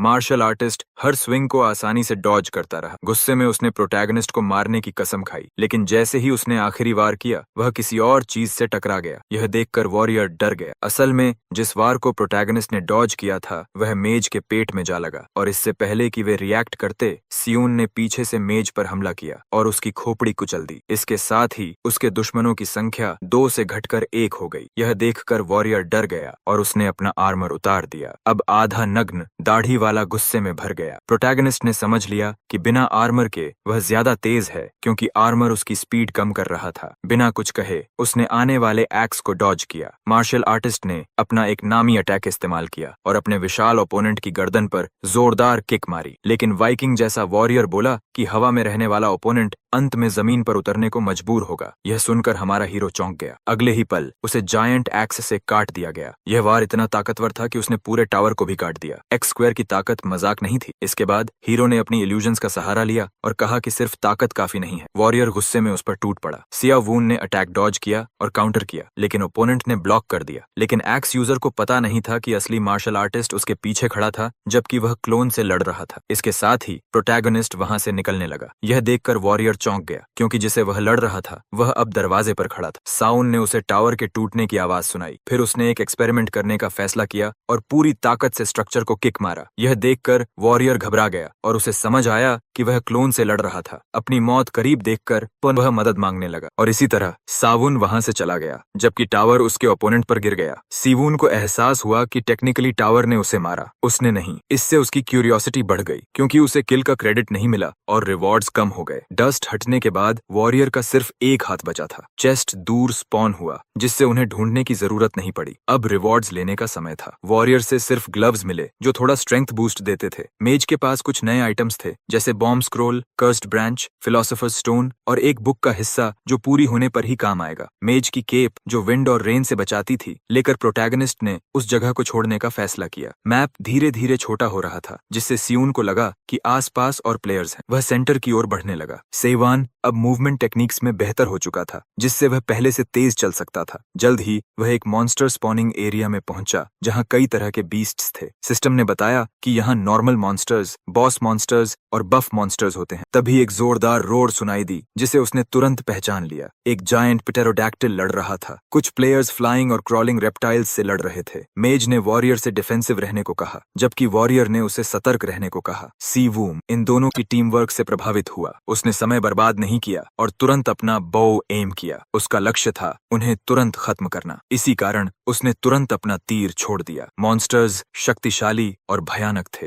फिर भी सोर्ड्समैन और मैजिशियन उनके खिलाफ अपनी जगह बनाए रखने में सक्षम थे। मेज ने तो अपने आइसलैंड्स का उपयोग करके एक मॉन्स्टर को फेंक भी दिया। यह देखते हुए कि इतने सारे मॉन्स्टर्स को मारने के बाद उन्हें बहुत सारे रिवॉर्ड्स मिलेंगे, सोर्स खुद को खुश होने से रोक नहीं पाया। लेकिन जहां वॉरियर अपने जीवन का सबसे अच्छा समय बिता रहा था, वहीं मेज काफी परेशान था, क्योंकि एक ही मॉन्स्टर से निपटने के लिए उसे बहुत ज्यादा माना खर्च करना पड़ रहा था। तभी कुछ बैरियर तक पहुंचा। उसने जल्दी ही समझ लिया कि उन पर अब एम्बुश हो रहा है। मैजिशियन ने ग्रुप से कहा कि उन्हें तुरंत पीछे हट जाना चाहिए, क्योंकि एनिमी आ चुका है। लेकिन वॉरियर ने इसका विरोध किया, क्योंकि मॉन्स्टर्स की हेल्थ कम थी। इससे अगली वाला यह कहने लगा कि उनकी जान खतरे में है और उन्हें जितनी जल्दी हो सके भाग जाना चाहिए। यह देखते हुए कि ग्रुप आपस में बहस कर रहा था, सवून के मन में बैटलफील्ड में केओस फैलाने का विचार आया और इसी तरह उसने एक साथ 3 तीर चला दी। मेज ने तुरंत आने वाले प्रोजेक्टाइल्स को नोटिस कर लिया। तीर इतने शक्तिशाली थे कि उन्होंने आसानी से उसका बैरियर तोड़ दी। इसके साथ सोर्ड्समैन ने अपने साथी से तुरंत शील्ड फिर से खड़ा करने को कहा। इससे मेज ने फिर से तर्क दिया कि उनकी प्रायोरिटी तुरंत पीछे हटना होनी चाहिए। लेकिन सोर्ड्समैन ने कहा कि यहाँ बहुत ज्यादा रिवॉर्ड दांव पर है और उन्हें जाने से पहले जल्दी से इसे फार्म कर लेना चाहिए। लेकिन वॉरियर के शौक के लिए उसके साथी ने दावा किया कि बैरियर बेकार होगा और इस तरह उसने एस्क्रो और प्रोटेक्ट वॉल नाम का नया स्पेल इस्तेमाल करने का फैसला किया। इसी तरह जमीन से विशाल पत्थर की प्लेटें उठने लगी। मेज का पार्टनर भी इस एक्शन को समझ नहीं पाया। हमारे हीरो ने भी इन वॉल्स को खड़ा करने पर सवाल उठाया, क्योंकि इससे उसके लिए चीजें आसान हो गई थी। यह कहते हुए उसने तुरंत अपना मूव शुरू कर दिया। मेज ने समझाने की कोशिश की कि यह खुद को बचाने और माना बचाने का सबसे अच्छा तरीका है, लेकिन वॉरियर ने कहा कि अब वे एनिमी को लोकेट नहीं कर पा रहे हैं। अगली वाले ने कहा कि वॉल्स के गायब होने के बाद वे निकल पाएंगे, लेकिन उसका पार्टनर, जिसने अभी एक स्नेक को मारा था, उसे कोई फर्क नहीं पड़ा और उसने वादा किया कि अगली बार गलती करने पर वह उसे पीछे छोड़ देगा। मेज की गलती के परिणाम तुरंत सामने आ गए। ऐसे वेपन्स जो तीर की ट्रेजेक्टरी को मोड़ सकते हैं, जैसे बोज, आसानी से इन वॉल्स को बाईपास कर सकते थे। वॉरियर ने स्पेल को कैंसिल करने की मांग की, लेकिन मेज ने बताया कि यह केवल 5वें बाद ही गायब होगा। यह कहते हुए हमारे हीरो ने अपने सब स्पेस से कुछ निकाला। उसने जल्दी से एक्सप्लोडिंग स्क्रोल को, जो 10 सेकंड्स बाद फटने वाला था, अपने एक लाइटनिंग एरो में इम्ब्यू कर दिया था। सिया वून ने इसे तुरंत इस्तेमाल करने का फैसला किया और वह ऊपर उठा और तीर को एम किया और इसी तरह प्रोजेक्टाइल छोड़ा गया। तीर आसानी से वॉल को पार कर गया और जैसे ही क्लॉक 0 पर पहुंचा, एनिमी ड्यूओ के सामने जाकर गिरा और उसी क्षण एक्सप्लोडिंग स्क्रोल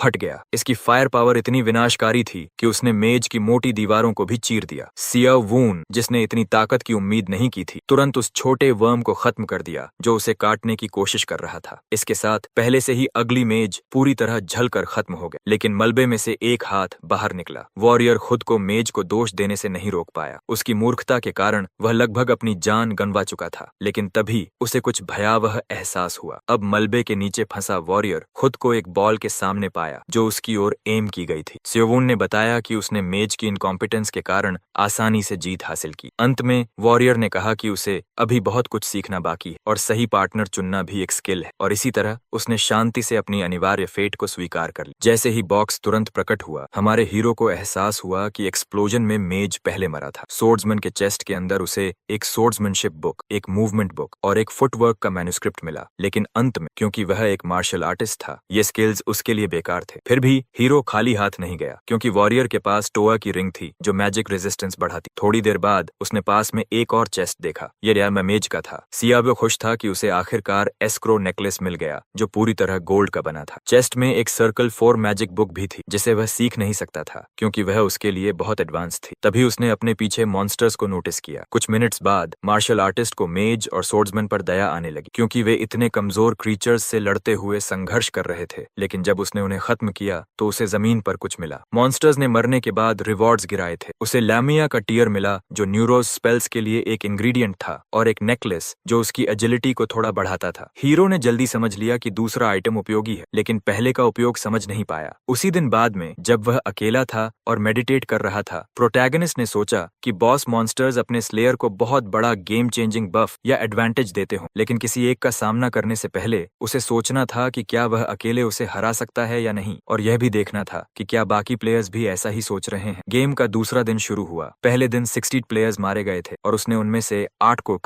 को मारा था, जिससे एसईओ अपने केडीए से खुश था। हमारे प्रोटैगनिस्ट की प्रायोरिटी मैप के सेंटर तक पहुंचना थी। पहले मैच के विपरीत यहाँ का मौसम काफी गर्म और कठोर था। इससे हीरो ने सोचा कि सनसेट पर यात्रा करना बेहतर होता। तभी उसने अपने सिर के ऊपर एक शैडो देखी। प्लेयर के एक्सपीरियंस ने उसे बताया कि यह बर्ड सप्लाई आइटम्स लेकर जा रहा है। जैसे ही चेस्ट गिरा, वह तुरंत उसे चेक करने दौड़ पड़ा। यह चेस्ट बड़ा और अलग था। यह ट्रेजर चेस्ट अपने ओपनर को शानदार आइटम्स देता था, लेकिन उसकी लोकेशन हर आधे घंटे में सभी को रिवील करता था। अब हमारे हीरो के सामने एक क्रिटिकल चॉइस थी। फिर भी क्योंकि इस गेम में एलिमिनेशन का रिस्क नहीं था, उसने सोचा कि वह यह रिस्क ले सकता है, और इसी तरह जिन स्यून ने ग्रेट ट्रेजर चेस्ट खोला और जो उसने अंदर पाया उसे देखकर हैरान रह